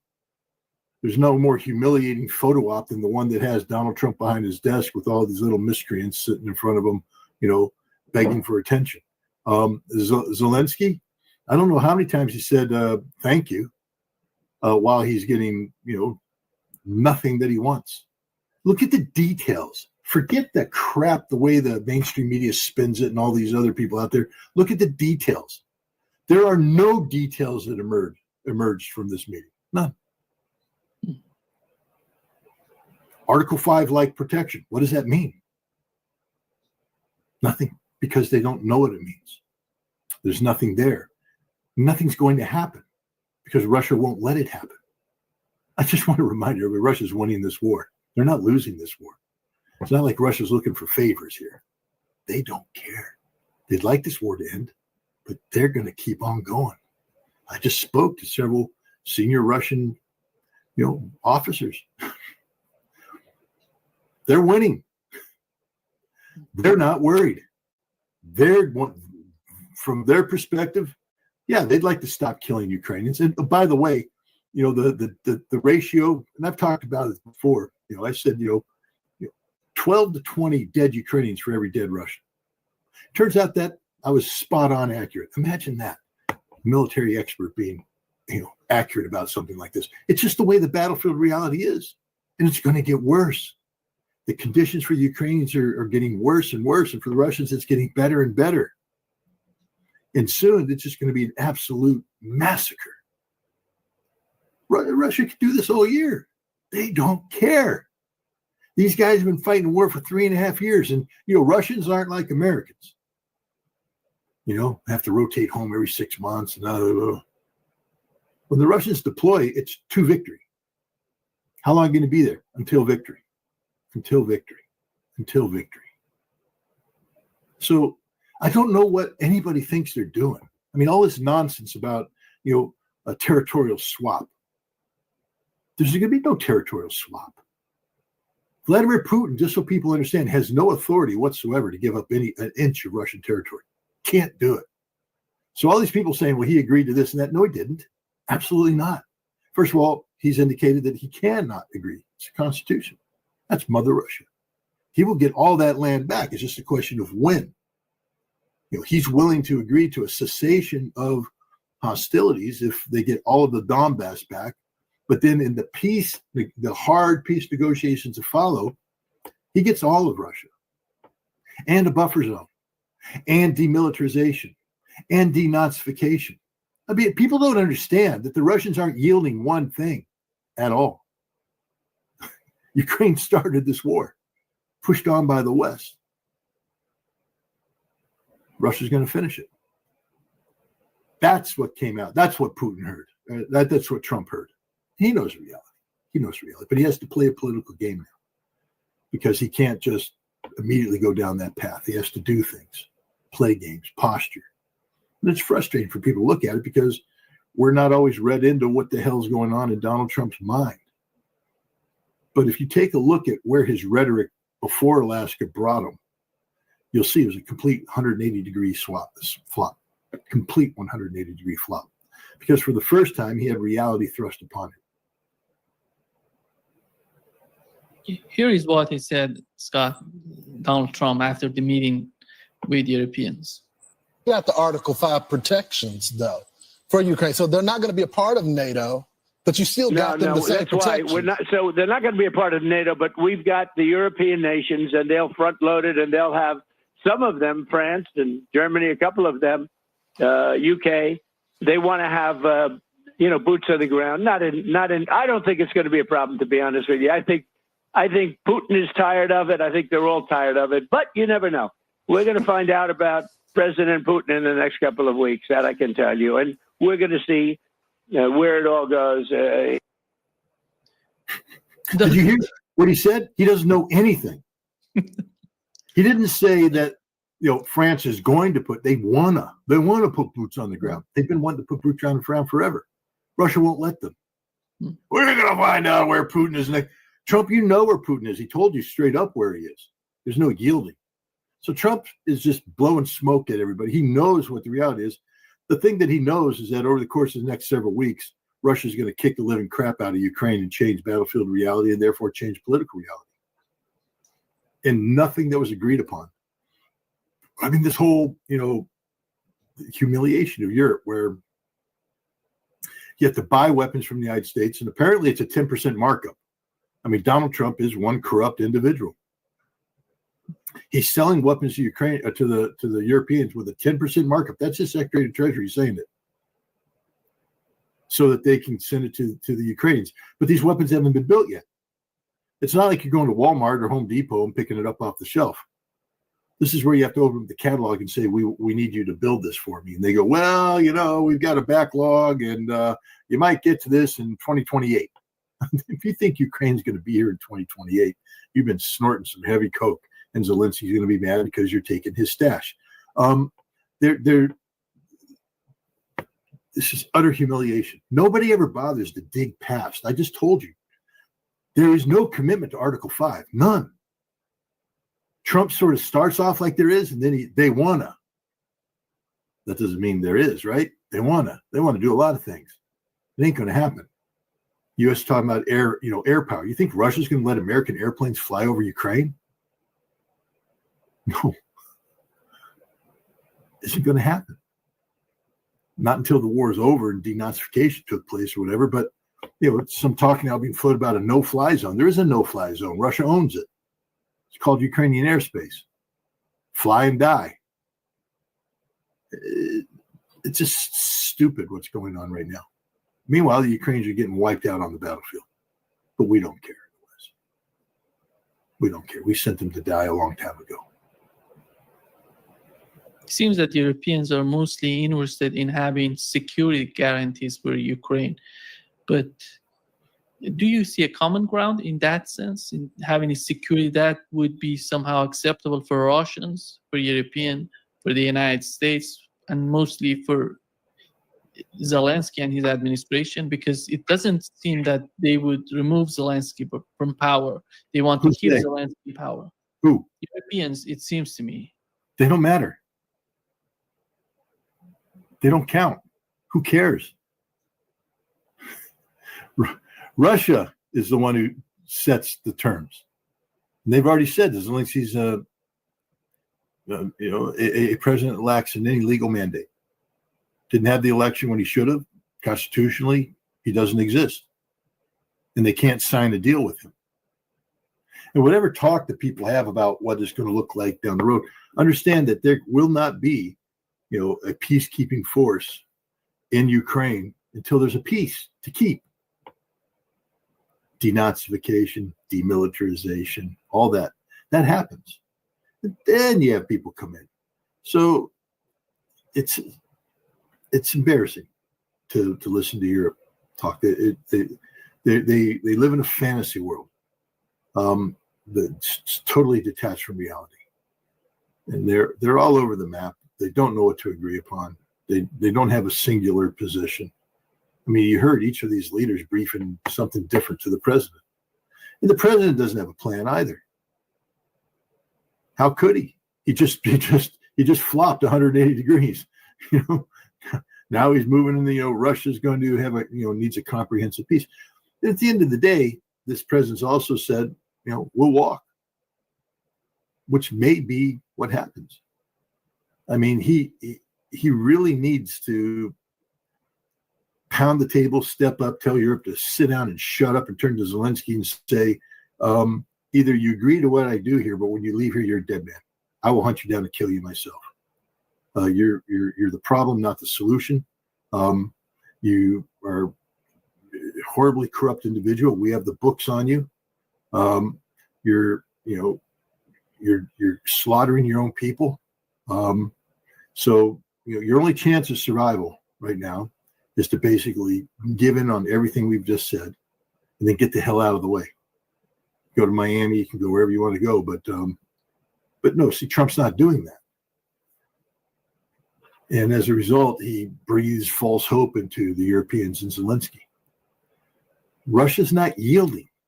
I wish people would study Russia more before they open their mouths.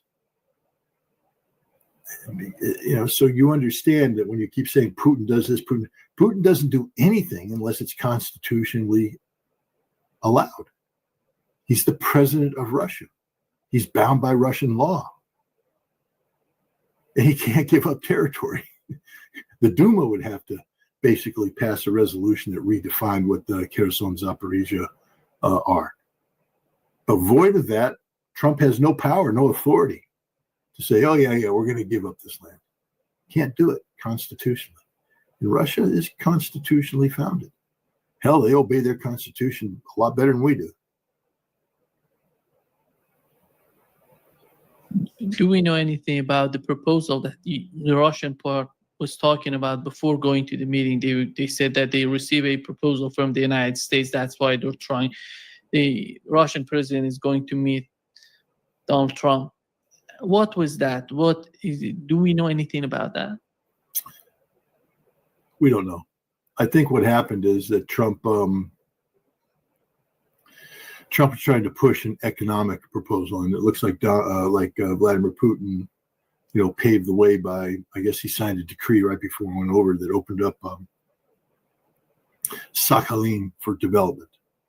It's a big energy development there in the Pacific. The Japanese are invested. America has a big investment, and he basically opened it up for continued investment. And I think that was a signal that Russia is willing to let the West back in, and the West can make a lot of money. There was talk about the Arctic and things of that nature, but I think what happened is, this meeting that was supposed to go for 6 hours went for 3 hours. The luncheon they were supposed to have didn't happen because basically all the preparation that Trump's team had done was thrown away in minute one because Vladimir Putin changed the narrative, took control of the narrative. Now the U.S. is playing catch up, and we're still catching up. The Russians are in the catbird seat here. They're driving. This is, again, the president of the United States has been poorly served by his advisors. He should never have gone into this meeting this unprepared. Vladimir Putin is always over-prepared. They have options, fallback plans, the whole thing. You're not going to outflank them. You're not going to surprise them. Do you feel that the war would continue, Scott? Because after the meeting, both sides, the United States and the Russians, were somehow positive about the outcome of the meeting. But in the aftermath of the meeting between Europeans together with Zelensky, with Donald Trump, do you think that those little hopes that we had after the meeting are fading away? I don't think the Russians had hope. They're very realistic. They know exactly what's going on. The Russians will continue to fight. I can guarantee you that. The United States, Donald Trump would like to see peace, but it requires Zelensky to embrace reality, and it requires Europe to likewise embrace reality. Neither of them appear ready to do this. And without that, there will be no peace. That's as clear as the day. So, again, this is up to Donald Trump now. He had this meeting with the Europeans. I think now he will turn to them and say, "You don't have a plan. You keep saying you have a plan, but that plan requires us to do something. We're not going to do that. And if you don't have anything else to add, you have to step aside. We're going to finish the job." But he hasn't done that. Does it feel that Europe is so much concerned about Ukraine, or somehow their concerns are related to the future of Europe? They cannot sustain, they cannot live without the United States. Living without the United States is somehow difficult for them. No, impossible. Not difficult, impossible. They're the unweaned children. They can't leave the nest, even though they're old enough to have flown the coop a long time ago.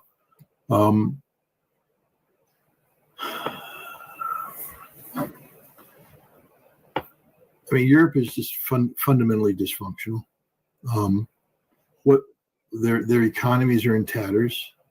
Their political unity is gone out the window.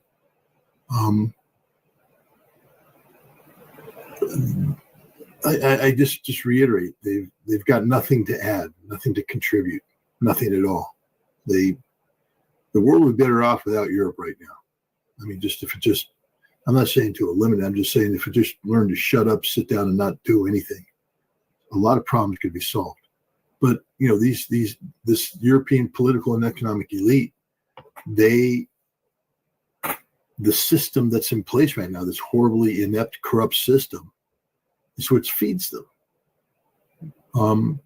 The coming purge, the economic-driven purge, where these failed leaders will be thrown out into the streets, is the best thing that can happen to Europe. The best thing, single best thing that could happen to Europe. There's hardly a European leader worth saving. There's no major European leader worth saving. They all conspire against the United States. For what reason? Money and power. I don't know what else do they want from the United States, because looking at the way that the United States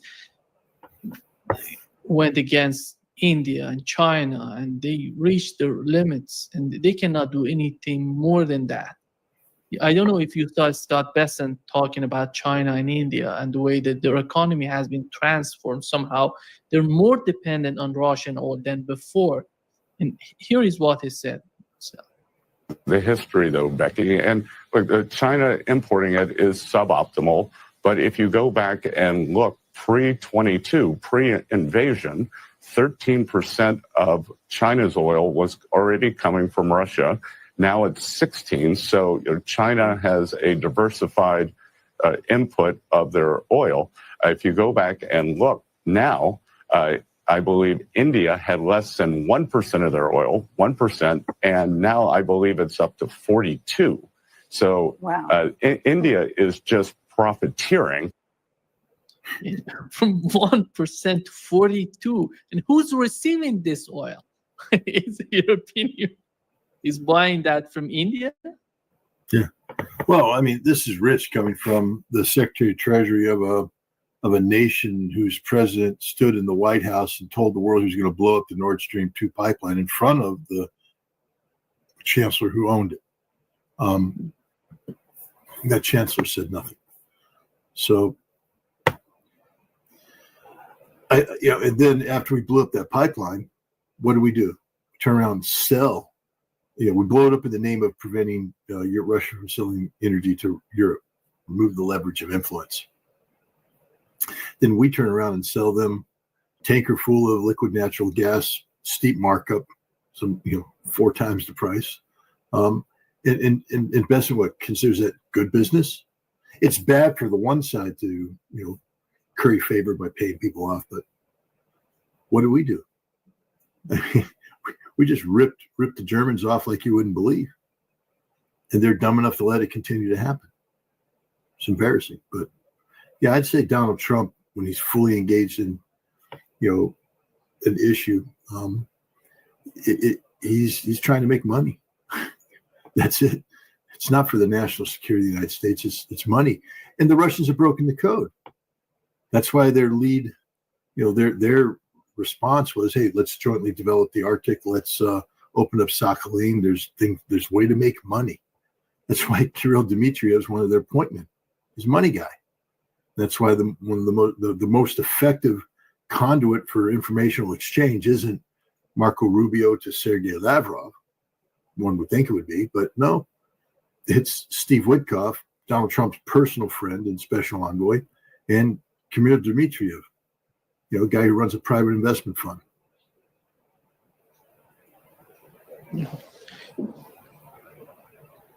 Can Ukraine achieve what it has in its mind in terms of the security guarantees without Russia being part of it? No. Russia's not going to allow Ukraine to exist as a cancerous tumor. So nothing Ukraine wants they're going to get. Nothing. I mean, they made their choice. They're literal Nazis. Why should they have a right to continue to govern? Because what it feels when you see the meeting that Donald Trump had with Europeans together with Zelensky, it seems that they're somehow trying to remove Russia from the scene in terms of providing security guarantees, which I argue that Russia is the most important player in that term. If they want something substantial for Ukraine, Russia has to be part of the discussion. Russia has to be part of that agreement. But it doesn't seem that comes, even Donald Trump, when he's talking about putting troops on the ground, because after the meeting with Vladimir Putin, it's somehow so much unbelievable. You cannot believe that the president of the United States talking this way. Again, I think we just have to stop talking about Europe. They don't matter. But they're there, Scott. After all, they aren't there. They're not there. What's there? The French army doesn't exist. The British army doesn't exist. The German army doesn't exist. What is Europe? A dysfunctional economy that's collapsing as we speak. No defense industry worthy of the name. Europe isn't there. To be there, you got to be there physically. You got to be able to do something. They can't even poop out 30,000 troops for a peacekeeping force. That's the number they came up with, and then suddenly had to go, oh, we don't have enough. Can't do it. There is no Europe. It exists in the mind of Donald Trump alone. Russia doesn't care about Europe. Russia doesn't consider them at all. They are nothing. Russia doesn't wake up in the morning and go, oh, we have to really worry about the Europeans. They're irrelevant. They made themselves irrelevant. Economically? No. I mean, they're still pathetic. They still buy their energy from Russia. They still buy their energy from Russia. They just lie about it. They lie about it. They get it from the Indians. They get it from the Turks. No one talks about Turk Stream. You know, sit there and blew up Nord Stream, but nobody talks about Turk Stream and how all that Russian gas is going through Turkey straight up into Southern Europe. No one talks about that. Europe is so full of you know what, it's not even funny. There is no Europe. We waste too much time talking about these people. They're the giant nothing burger. They will have nothing to do with any peace in Ukraine. Nothing. Trump gives them the time of day. Russia doesn't. Do you see Russia worrying about Europe? No. They'll talk to Donald Trump. They won't talk to Europe. Why? What's in it for Russia? What does France have to offer? Russian food's better. I know. I just ate a whole bunch of it. You know, Russia's a cleaner place.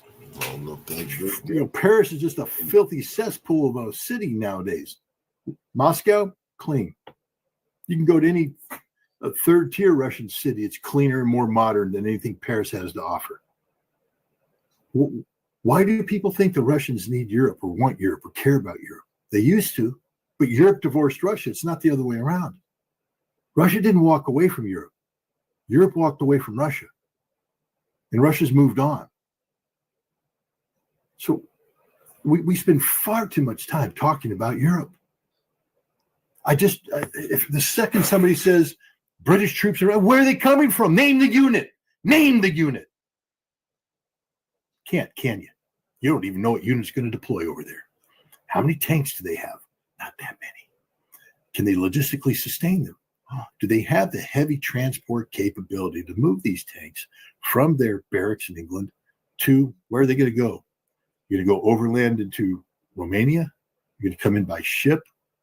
And then in Romania, you're going to set up a big logistics base there with what troops? With the Great British Logistic Expeditionary Force? You know, and then what? Now you're going to project them into Ukraine. Well, for what line of communication? And when they get there, what's the rotation thing? Is this a 6-month tour? So you got to be careful if you're Britain, because you don't have enough troops. Because let's say you put 5,000 in, that means you need at least 15,000 committed to the mission. That's most of your army, because you're pathetic and you're small and you're stupid and you're useless and you're meaningless and you haven't trained and your guys are fat. And then we get to the French. What French troops are going to go? They had to cannibalize everything just to get this expeditionary battalion sent to Romania now. Now they want to turn into a brigade? With what troops? With what equipment? How do you sustain it? They did a major logistics exercise a couple years ago. It capped out, I think, at 12,500 is the maximum troop flow that France is capable of putting through right now. But this is a big deal. How do you get troops from A to B? And then how do you sustain them? Because, you know, when troops show up, they need food, a lot of it. They eat. They need electricity. Where are your generators? Where's the fuel? Where's the trucks to transport the fuel? Where's the spare tires? What happens when these trucks start breaking down? Do you have a mobile maintenance team? Where's it? Can it deploy? French can't do any of this. None of it. Nobody can but us, America. We're the only ones capable of doing any of these things out of NATO. Mark Rutte, Secretary General of NATO, right? You know, he used to be the Secretary of or the Minister of Defense for Netherlands. And under him, the Dutch military went straight to hell. They had major exercises where their troops actually had to run around and go bang, bang, bang, bang, bang, because they didn't have any functioning weapons or ammunition. And now he's the Secretary General talking about rebuilding great military might to take on Russia. What a moron. Before we talk about Europe, you've got to tell me what Europe's got, what Europe brings to the table. And you can't. They got nothing. They bring nothing to the table. The only people wasting time about Europe is America in the media. You don't see Russia worrying at all about this, at all. They're just not. The reason that I think Europe is important, I'm not comparing Russia to Europe militarily. I'm just talking about the security of the region. Just imagine the United States comparing its military to Mexico or to Canada. It's not even comparable. But after all, for the security of the region, you need to have an agreement, some sort of mutual understanding between the parties involved in that region. No, you don't. Ukraine is Russia. There's the agreement. Ukraine is Russia, can be part of Russia, can be some sort of... is part of Russia, will be part of Russia, not can be. But the western part of Ukraine never going to be part of Russia. Oh, it was part of Russia. It's part of the Soviet Union. But they beat the Banderas once. You do know that, right, Nima? They beat the Banderas once. They arrested them all. They killed a whole bunch of them, kicked everybody else. Russia will do it again if they have to. Now, Natrishkin, the intelligence guy, had a conference earlier this summer. We talked about giving it to Poland. I mean, that would be the ultimate, gotcha move to all those little Banderas son of a bitches out there, because the Poles know, Volyn massacre, the Poles couldn't wait to get a hold of these Bandera scum and beat them into submission. That could happen. How about the Ruthenians? Those Hungarians that are living down there and they're getting beat up by the Ukrainians right now. Hungary wants them back. There's a whole bunch of Romanians that want to go to Romania as well. There could be the partition of Europe. The Russians already discussed this. Okay, but that's not a security guarantee. That's just chopping up dead meat. That's just taking the dead Ukrainian body and go, bap, get rid of it. Bap, get rid of the spoiled parts. Bap. And Russia takes the rest. Ukraine doesn't exist. It's a dysfunctional nation, the most corrupt place on the planet. They've sold their women into the sex trade. Go to Europe. Go to any major city. Take a look at who the prostitutes are. Ukrainian women. That's what Ukraine's done. Their men are dead, and the women have sold themselves into prostitution. Go to Kiev. Go to Klitschko, the great mayor. Nice guy, boxer. He owns half the whorehouses in Kiev. And he staffs them with women who have lost their everything, whose husbands have died on the front, who don't have anything because they've been denied the pension. So he comes in, he says, "You're my prostitutes now." And he sends half of them over to Europe to make money. This is Ukraine. This is the reality. The West ignores it. The people that know it are the mercenaries that go over there. They know, because all they do is get drunk and get laid. And then they die on the battlefield. This is the reality. This is the reality of Ukraine. It's a piece of crap country whose people have long ago lost any notion of unity and pride and everything. They've sold themselves out. Their only salvation is through Russia. Their only salvation. Because the Russians are the only ones who care about them. Nobody else cares about them. If you cared about Ukraine, you wouldn't allow this to happen. 1.7 million dead Ukrainian soldiers. Does that not resonate? So let's just stop talking about Europe and security guarantees. Europe doesn't provide any. Europe can't even secure itself. Let's talk about the reality of Europe and security guarantees. There is no air defense system in Europe. None. Russia could destroy all of Europe in a simple 1 week long air campaign. Russia's building 1,000 Shahed style drones a day. They stock up, because they're expending 500-600 a day max output, but they may get up to 1,000. But the point is, the Russians have the ability in a very short period of time to flood Europe with 50,000 drones. 10,000 over 5 days. And there won't be anything left standing in Europe because they have nothing to defend themselves with. They have no air defense. None. Zero. And then we're not even talking about Oreshnik. We're not even talking about, Kinzhal. We're not even talking about Zircon. We're talking about drones. Europe can't defend itself. This is the reality. I don't know why people don't get it. The Poles run out of ammunition in 14 days. The British run out of ammunition in 7 days, but it doesn't matter because they'll run out of troops in 2.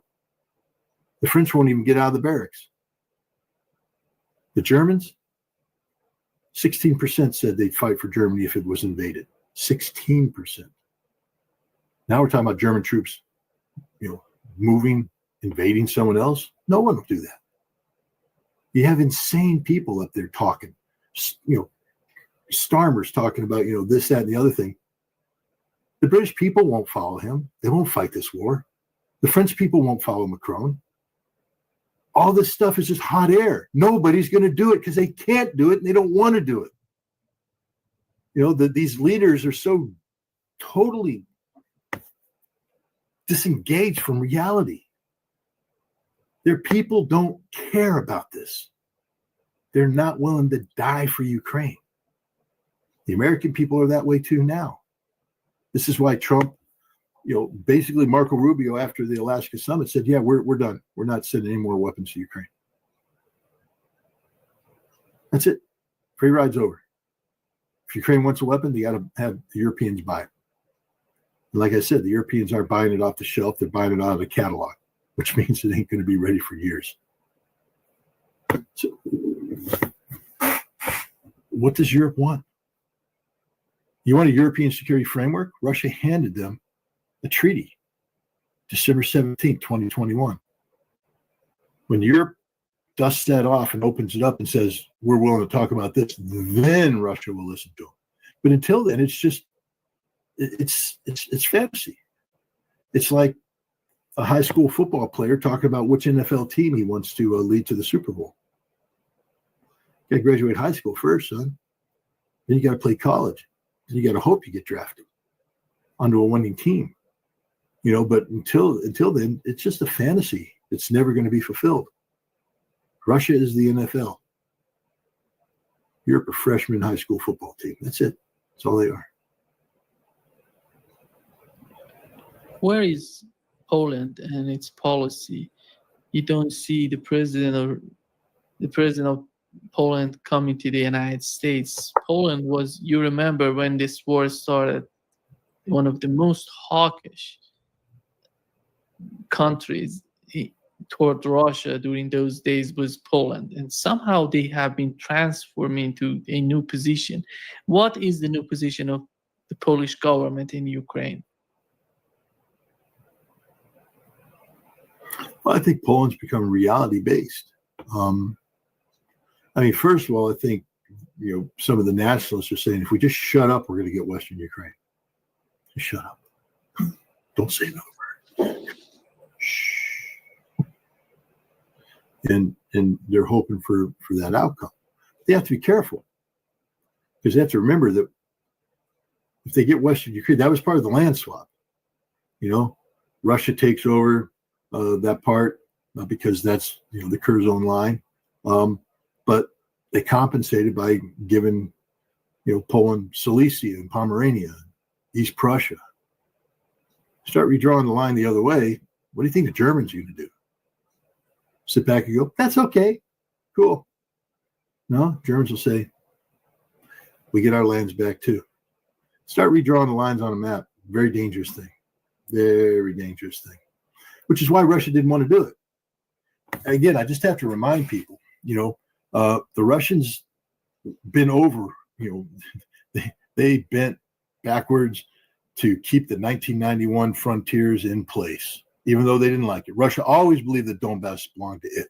They always believed that Crimea belonged to it. But they said, we will recognize the 1991 frontiers because that was what was agreed to. It wasn't Russia that broke any deals. They didn't break the 1994, Budapest memorandum. Ukraine did. Because I think everybody tends to gloss over the thing about neutrality. Oh, dear. Ukraine wanted to join NATO. You're not neutral anymore. I guess the Budapest memorandum doesn't apply anymore. Oh, they forget about all this aspect of it. The Russians, even when 2014 started, they didn't go to absorb Donbass. They just said we're here to protect the rights of the people there. But the Minsk Accords was all about having Ukraine maintain control over those territories as part of Ukraine. And Crimea was only taken after the thugs, the Azov people, tried to bum rush Crimea and take it and do to Sevastopol what they did in Odessa, burn people alive and that sort of thing. And the Russians said, hell no. Well, they got the big naval base here, and they just said that's just not going to fly. Little green men showed up, and Crimea is now part of Russia. But that wasn't Russia's plan. That wasn't their intent. They didn't start this. Russia didn't start the Maidan. We did. The United States, Europe. They didn't start Donbass. And even when, after the Donbass fighting got going, the Debaltseve is a village in, I think, Lugansk or northern Donetsk. And the Ukrainian army was surrounded. They were going to all be killed. And Putin was ready to give the order, kill them all. Because what these, they declared an anti-terrorist operation. I don't know how many Americans are aware of that. That when, after the Azov people came in and threatened to get rid of language, religion, culture, to erase the Russian identity, and the Russians rose up and said, you can't erase us. Poroshenko called them terrorists and initiated an anti-terrorist operation, which then had Ukrainian artillery firing into villages and towns and cities, slaughtering civilians. Slaughtering. Even after that, when Russia came in to help, they said, under the Minsk Accords, these territories belong to Ukraine.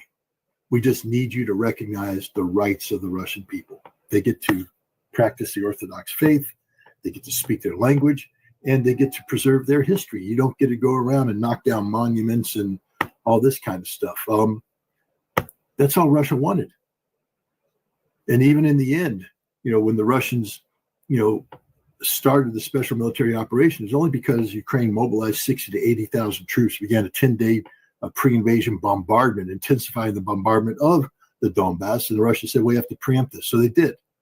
But their strategy wasn't to take territory. They were willing to give it all back. They just wanted peace. It was the West that changed everything. So this notion that Russia is the big bad guy that's been out to get the Ukrainians, no. This war was thrust upon them. But now they've made a decision. Ukraine clearly doesn't want to respect the rights of the Russian people. As Vladimir Putin said in a speech to the Duma in 2005, the greatest tragedy of the last century was the collapse of the Soviet Union. Everybody, see, he wants to have this. No, listen to the rest of it. Because overnight, tens of millions of Russians were homeless. He said, I am the president of the Russian Federation and the Russian nation. And the Russian nation knows no borders. The Russian nation is where Russian people live. And Russian people are defined by their language, their history, their culture, their religion. And it's my job as the Russian president to protect them, to defend them. And that's what he did. And when it became clear that the West, neither the West nor Ukraine were willing to behave responsibly, the Russian president said, then I will protect these people by absorbing them into Mother Russia. They had a referendum. And then Putin went to the Duma. The Duma voted. I mean, it all was very procedural, went according to the Constitution. But now these lands belong to Russia forever. Russia will never give them up. And that's where we're at. It's a Russian reality that the West just continues to ignore. I hope that Donald Trump had some sort of moment with the European leaders to be merely honest with them, that we've sent everything to Ukraine. We cannot do anything economically and militarily to defeat Russia. These are, instead of bragging about how powerful he is, how strong he is, how can he change everything, he needs to be a little bit humble about what's going on with Russia and just talking in an honest way with Europeans. I think that would help them a lot to understand the situation. But how do you talk honestly with Macron? Because to do it, you have to tell him to sit down and shut up and listen. Do you really want to humiliate the French president that way? Merck should have been cut off midstream. If he said ceasefire one more time, the president should slap his hand on the table and said, shut up. Well, part of we're not going to have a ceasefire, don't you understand? If you continue to articulate for a ceasefire, then you're not welcome to this table because you don't matter. You don't count. You're part of the problem, not the solution. Get the hell out of the White House. That's what the president should have done. Maloney rolled her eyes one more time. That's one too many eye rolls. You're out of here. You're fired. Anybody else? You opened your mouth, you're fired. You see, your job is to listen to me. I'm the president of the United States right now. I'm the only voice that counts. I'm here. Zelensky, like I said, leave. You're not going home. We're throwing you out an airplane over the Atlantic. You're not the president of Ukraine anymore. This is what the president needs to do: take charge, take control. But instead, he has a midterm election coming up, and he has to play to, has to be careful not to alienate, a base that right now will still remain loyal to him. But, if the foreign policy is too screwed up, they may, move. If the Democrats could get their act together, they may transition back to the Democrats. So he has to play a domestic political game, and that's what a lot of this is. It's just domestic political gamesmanship. But every time he's had the opportunity to put the hammer down on Russia with the increased sanctions, he's always backed off. And I understand this. If he's not going to sanction Russia, he sure hell isn't going to allow Europe to put troops on the ground in Russia, because that's war, literal war. You've been to Russia last week. Donald Trump was talking about that.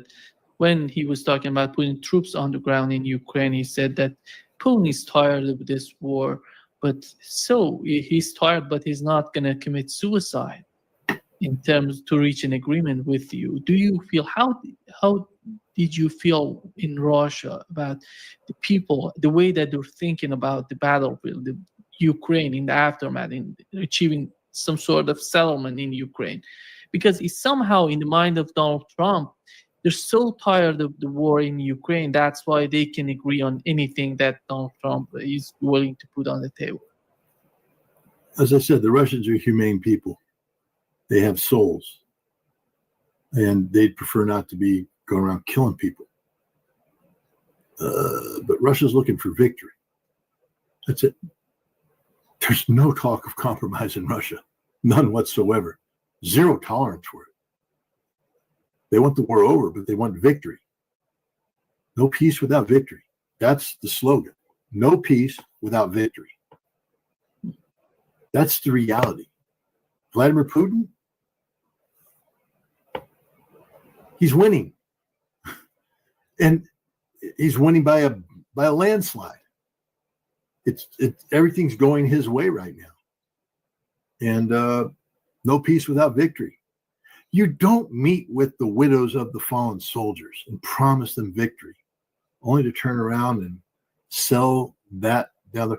There's a reason why Vladimir Putin has 85% approval rating in a wartime under sanctions, because he's seen as an effective leader. One of the things that makes him an effective leader is that he's consistent. They trust him because when he opens his mouth and speaks, that's what happens. There's no mystery about what the Russian position is. The Russians have articulated several times, Vladimir Putin himself. No mystery whatsoever. It's only the West that makes mystery and intrigue. But from the Russian perspective, their leader has been straight up. The Russians are in this to victory. In this to victory. What part of that doesn't the West understand? To victory means victory. It doesn't mean surrender, compromise, frozen conflict, or any of this. Victory means victory, as defined by the Russian president. Demilitarization, denazification, no NATO membership. Yeah. When we talk about the unity within the BRICS countries, everybody was agreeing that Joe Biden has done something that nobody could have ever done for BRICS in terms of bringing all of them together. You mean Trump? Yeah, Biden before Trump coming to power, but it seems that Trump is better than Biden. Yeah, because BRICS under Biden, bringing China and India the way together that no one was able to do it before. I mean, because both Brazil and India were weak links in BRICS. Yeah. Weak links. India weaker than Brazil. I mean, this is why the Brazilian summit was not the smashing success that it could have been, coming off of Kazan.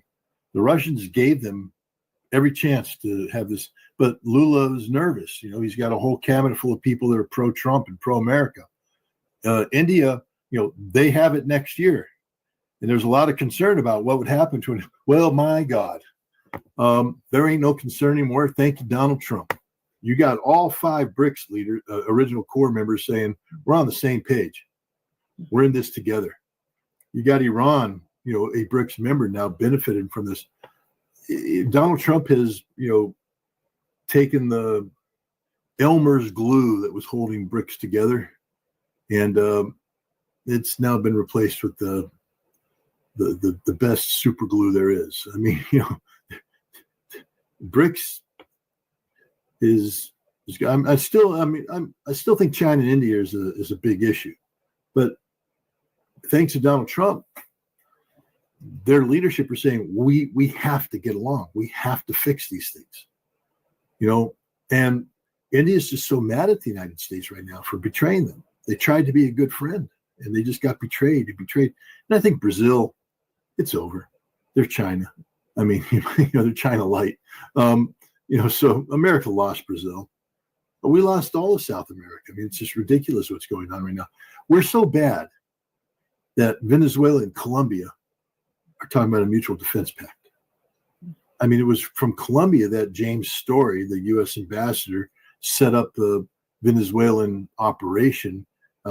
He was kicked out of Caracas. He went to Colombia and was, out of Bogota, was running an anti-Venezuelan operation that led to at least one, televised coup attempt with Juan Guaido and all that. And today, Colombia and Venezuela are on the same page. They're team one. So thank you, Donald Trump. Only one president could have done a better job of making BRICS viable than Joe Biden, and that's Donald Trump, who ran on a platform of saying that he's going to destroy BRICS. And look at what's going on in South Caucasus. You see, Iran is talking about they're going to establish a new corridor that connects Iran to the Black Sea in Armenia. They're talking about it. And the new agreement, they're improving the relationship with Belarus, security, defense, everything. They're doing with it. Belarus? Belarus, yeah. The Pezeshkian, the president of Iran, is in Belarus. Iran. I thought you said Azerbaijan. No, I'm talking about Iran. Yeah, Iran. Yeah. It's all changing, Scott. But look what happened with Azerbaijan. You're following this, right? Yeah. They tried to play stupid games in Ukraine, and Russia just took out all their oil, blew it all up. Yeah, exactly. Now their oil is contaminated with chlorides. Can't be produced can't be processed in any refinery. They're losing hundreds of millions of dollars a day. And because Aliyev is such an idiot, the Russians just mobilized the Ural, their strategic reserve force, and the Urals have now moved down to replace the 58th Army. And if Azerbaijan's not careful, you're going to have a Russian-Iranian invasion that gets rid of it in a day. No, maybe a week. But the Azerbaijani army can't survive modern warfare. And believe me, Turkey would do nothing if that happens. Turkey can do nothing. Again, Turkey's all bluster. Understand this. The Turks, to project military power into Syria, required massive preparations, big bases, logistic bases, and all that. The Turkish Air Force wouldn't last a moment over Azeri skies if it was contested by Russia. And this war will be over so quickly. If you remember how the Azeris incorporated Turkish drones and overwhelmed the Armenians, the Armenian troops just had no chance whatsoever. This is Azerbaijan's future. They'll find that all of their armor is destroyed, all of their logistics is cut off, their command and control doesn't exist, and if they move, they die, and they'll surrender. The entire Azeri army will surrender inside of a week, and Baku will be jointly occupied by the Russians and the Iranians. That's what's going to happen. Russia's not going to play around. Russia's not going to allow a southern front to develop. Russia's not going to let Turkey project itself. You saw the meeting with the Turkish president and the Georgian president, the utter humiliation that was dished out to the Georgian president.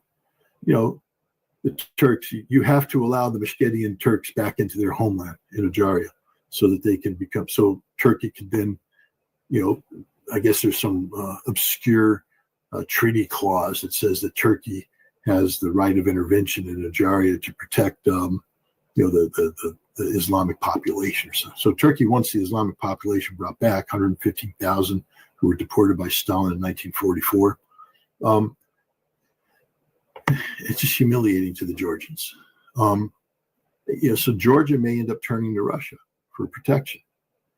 You'll have Russian bases in Georgia, and if Azerbaijan's not careful, it won't exist anymore. And that leaves Armenia, who's their prime minister is playing stupid games right now. The best protection the Armenians ever had was the Russians. But Russia wasn't there for them in the last war. Well, let me give you a pro hint. If Vladimir Putin's flying into your capital city and you don't meet him at the airport and you leave him standing on the airplane, sort of put Vladimir Putin in his place, that comes back to bite you. And that's what happened in Armenia. You don't leave the Russian president standing on the platform waiting for somebody to show up to greet him. And Armenia did that. Now they're paying the price. But the Russians aren't going to let the Southern Caucasus become a second front. They will nip this thing in the bud. And for the Iranians, they'd love nothing more than to go in there, because there's that giant Mossad Israeli base inside Azerbaijan that, helps attack there. The Iranians just love to resolve that issue once and for all. So it's a dangerous game that Ali is playing, but he's going bankrupt right now because they can't sell their oil because it sucks. It's bad oil. It's got chlorides in it. And, no refinery wants to take this oil. Who has convinced Donald Trump that he can somehow go to Zangezur corridor to Armenia, Azerbaijan? It seems to me a British project. I don't know how did Donald Trump end up there. Well, I can't remember his first name, but Barack, I think, is the Tom Barack. Yeah, Tom Barack is the ambassador to Turkey. To Turkey, and he appears to be behind all this because now he's a special envoy to Lebanon. Now he's a special envoy to, I guess he's the Zangezur ambassador, because he's the one that came in there and sold this bill of goods to the Armenians and the Azeris. 46 kilometers of asphalt. How do you defend that? You can't. It's just stupid. Stupid.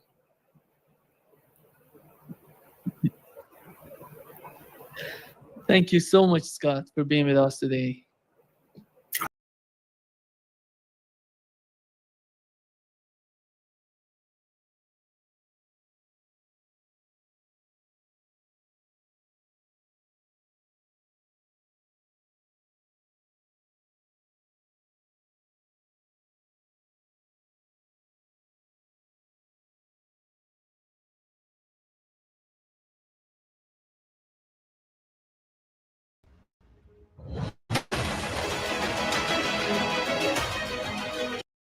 Thank you. God bless you. You have a fabulous piece out this week called What Happened in Alaska, and that's the essence of what I want to talk to you about. So let me build up to the denouement of what happened in Alaska. After listening and watching President Trump being lectured to by President Putin for about 150 minutes on the genesis and causes of the special military operation, does the Kremlin believe that finally Trump understands the Russian mentality and the Russian history? It's very hard for anybody, apart, I would say, from the three in the room and the other members of the Russian delegation that were also in Alaska, like Silvanov, the foreign minister, the Minister of Finance, and Belousov, the Minister of Defense. In the room, for instance, Lavrov, which is the #1 diplomat on the planet who knows the dossier back and forth, if he had 10 minutes, Lavrov could have explained to Trump everything that has been happening in Ukraine, even before Maidan in 2014. Of course, there are no illusions in Moscow. And when we talk to very good sources, think tanks, and people close to the high echelons of power in Moscow, maybe Trump is starting to get the big picture, but nobody knows for sure. The way, the whole choreography, the way he treated President Putin, and the way that, that's the big story. The United States treated Russia as a peer power for the first time in decades. This is already enormous. And of course, is very much appreciated by the Kremlin and in Moscow. But from now on, they know that the pressure, not only over Putin, but over Trump, especially over Trump, is going to be even worse than it was so far. Starting with that by now historic meeting on Monday in Washington between Trump and the coalition of the twats, or the coalition of the impotent, or the coalition of the morons, or the coalition of the school girls and schoolboys. So this is going to. He treated them like schoolboys and schoolgirls. Absolutely. He put them out of the Oval Office and let them stand in a hallway for 45 minutes while he supposedly spoke to President Putin. We don't even know if the conversation occurred. And then when they came back in, they sat around his desk like he was the school principal who had called them in to admonish them. I'm surprised that some of them even went for that. But what did they think they were going to accomplish? Did they think they were going to talk him into ramping up the war and disregarding the goodwill that was generated from Alaska? They actually believe in that, Judge, because they live in a bubble, in a parallel reality, in an alternative reality, completely conditioned by a cognitive dissonance, where they think that they are still going to be able to inflict a strategic defeat, their own terminology, on Russia. Even though now the strategic defeat is inflicted by Russia on the whole collective fragmented West. And that's one of the reasons why Trump wants out. Our good friend Ray McGovern, the shortest, brilliant definition of what's going on, Trump is trying to apply lipstick on a pig. And what is the pig? The pig is the strategic defeat pig. And the lipstick is... Say again, the pig is what?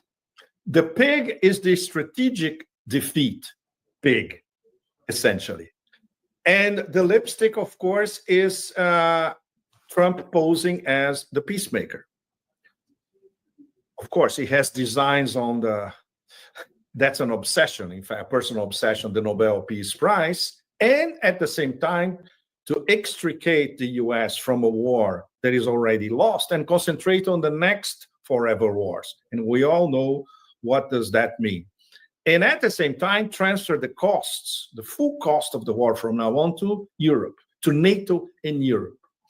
But Judge, there's something extremely schizophrenic in play.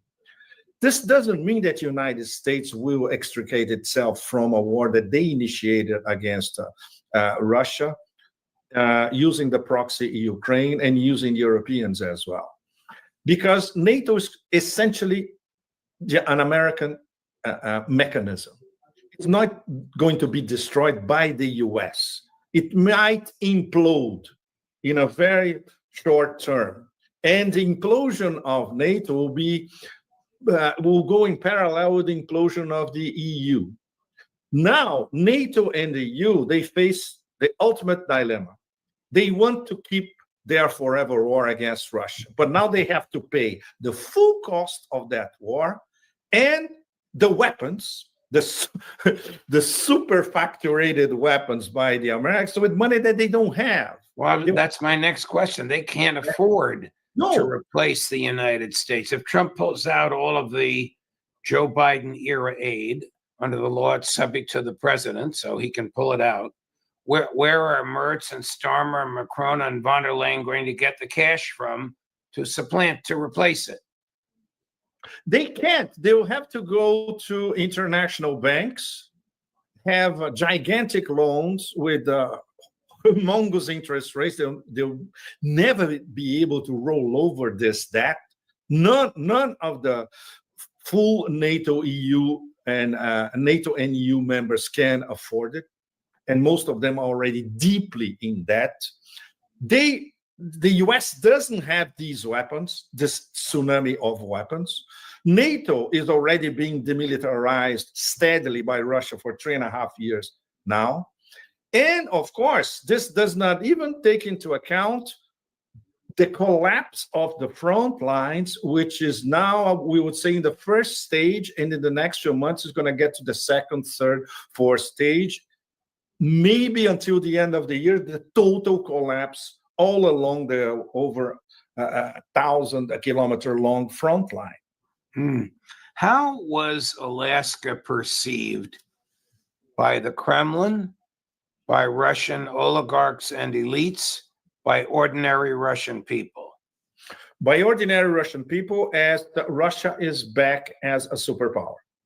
By the Kremlin, considering the takes by Ushakov himself, by Silvanov, by Belousov, even by Dmitry Peskov later on, Kremlin spokesman, they all consider it excellent and perhaps the beginning of a reset of strategic relations between the US and Russia.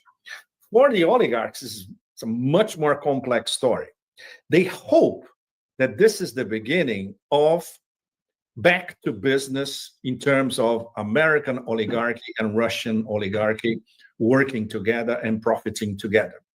For example, in the Sakhalin-1 gigantic gas project in the Sakhalin Islands, ExxonMobil had to leave because of the sanctions. The other two companies in the consortium, one Indian and one Japanese, they stayed.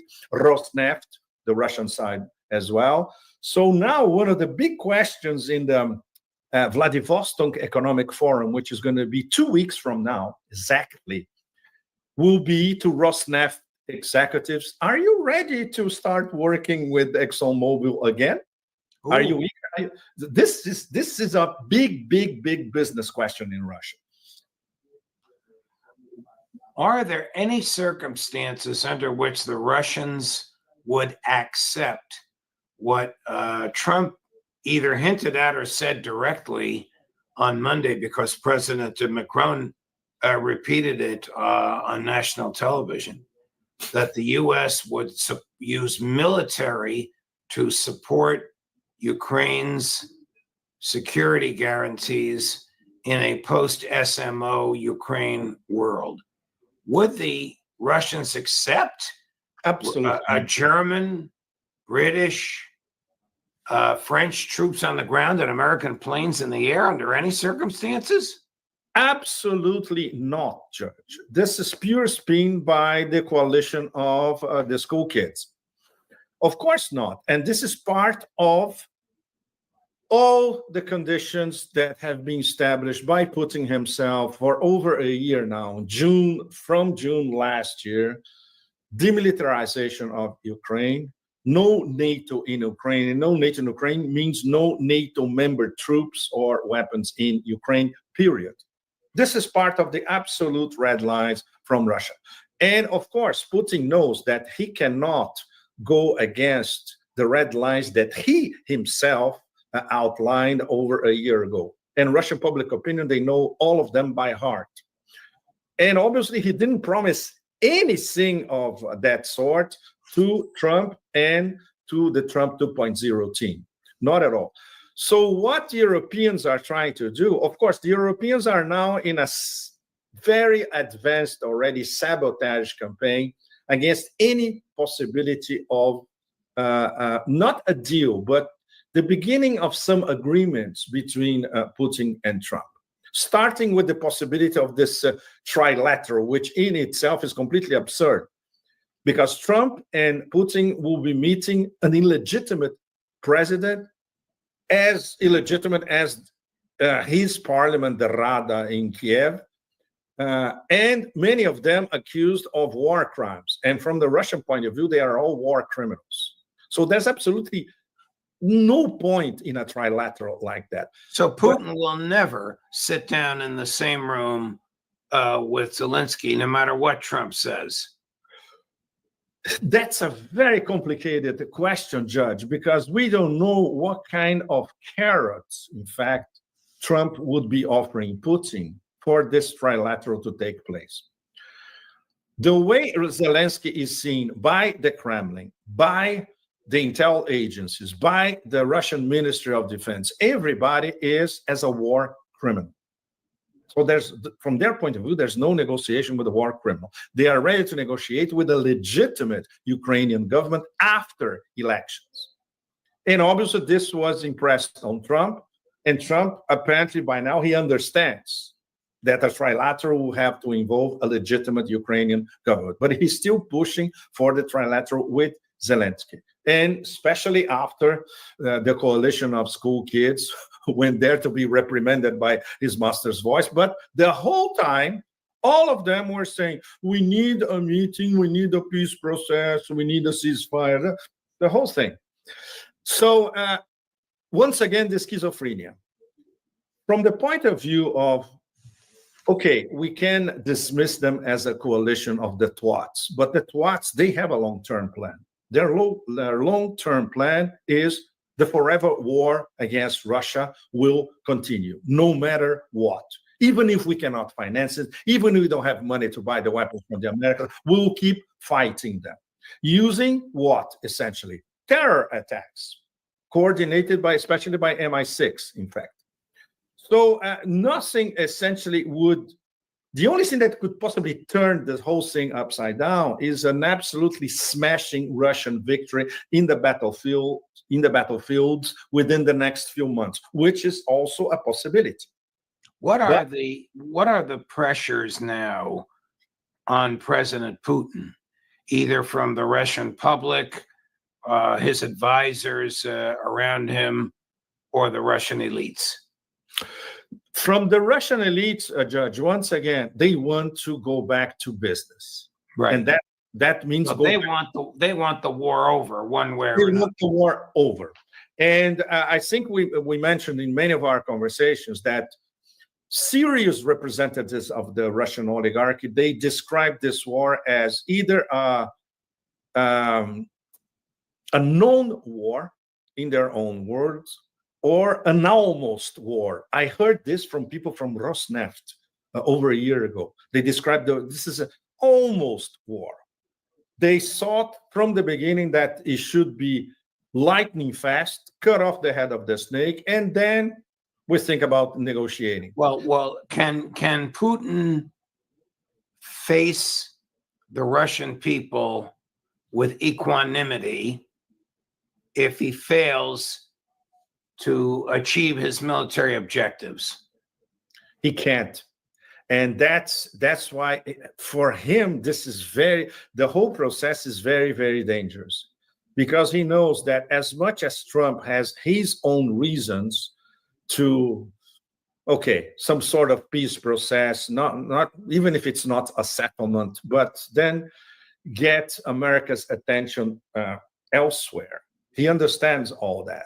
And he understands that Trump is facing a lot of internal domestic enemies in the US. At the same time, he cannot simply accept any sort of, let's say, Minsk III agreement, because he knows that he's going to be betrayed later on, especially an agreement where Europeans are involved. Europeans already botched Minsk I and Minsk II. They will botch Minsk III, even if it's brokered by Trump. Would the Russians accept security guarantees monitored by non-Western military, like, say, Chinese? Yes. In the case of BRICS members, for instance, certainly.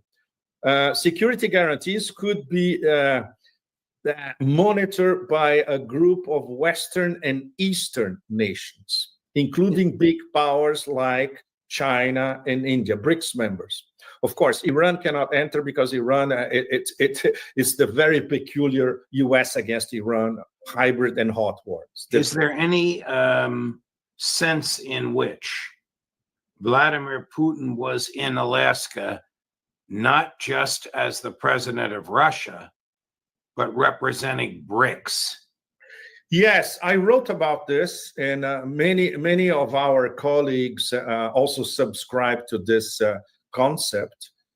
You just need to analyze the fact that all the major BRICS are under different layers of hybrid war launched by Trump 2.0. So, of course, what we could say that a small victory already obtained by Putin in Alaska is that Trump is not launching an extra batch of sanctions against BRICS members which are buying Russian energy, especially India and China. So he was there representing BRICS. There's no question about that. And before Alaska, and even after Alaska, Putin was on a flurry of phone calls with other BRICS leaders, and the other BRICS leaders were calling themselves as well. So if for 2 weeks, everybody's calling everybody else practically on a daily basis, Judge. This includes Brazil's Lula, includes the president of Indonesia, and of course, India, China, Iran, and Russia. So yes, this is because the war in Ukraine, in many aspects, is a war against BRICS because it's a war against two top BRICS, against Russia and against China. Against China because it's breaking off many of the connectivity corridors that could go through Ukraine. And obviously, China was already thinking about investing in them before the start of the SMO. And obviously, it makes much more complicated all this circulation from Western China across Central Asia, across, let's say, if we consider Ukraine as Eastern Europe, which it is in many senses, and then to Western Europe. So obviously, Russia and China look at resolution in Ukraine as something that in terms of commerce and trade for both would be much better deal. But Russia is not ready, and Putin's not ready to pay any price for a deal because he sees the long-term picture. He sees the underlying motivations for the war, which they try to explain in these 150 minutes to Trump in person. And they know that any pause that is not really significant will mean the return of this war in a matter of 1, 2, 3, 4 years. Because this is what NATO and these current EU political leaders really, it's an obsession for them. Coupled with Colonel McGregor reports as of this morning, and he believes it's a credible source, that the Ukrainians have lost 1.7 million military dead and missing. Yes. How much longer can they possibly last? I mean, all of this Alaska stuff might take a back seat if the Kyiv government and its military collapse. Absolutely, Judge. And these figures, we had sometimes to. This was a hacking by the KillNet hacking group. Right. They hacked personal computers of top-end Ukrainian military, and they have everything that have names, dates, why they disappear, where they disappear, what could have happened, their tags, you name it. It's a very, very, very serious act. And this figure of 1.7 million dead and missing, this is something that was circulating in Russia for quite a while in different Russian military channels, but it was never, I would say, a smoking gun evidence. And the smoking gun evidence is now. So this means if the ratio is 5-to-1 or 6-to-1, that the actual Ukrainian victims of the war could be over 8 million. Wow. Including the wounded. This is something beyond mind-boggling. Right? Can Trump throw the American neocons and the deep state under the bus, or does he have to worry about them? Yes. It's hard for any of us to say at the moment that he has what it takes to throw them under the bus. It's still, they could throw him under the bus. They have an arsenal of sabotage operation against a possible personal, let's say, Putin-Trump deal, and they will apply them, of course. Everything, terror attacks, false flags, you name it. So it's a very, and the Kremlin and the intel agencies in Russia, they are very much aware of the pitfalls and the challenges ahead. And this is to find even the beginning of a possible reset of strategic relations between the US and Russia is going to be extremely hard.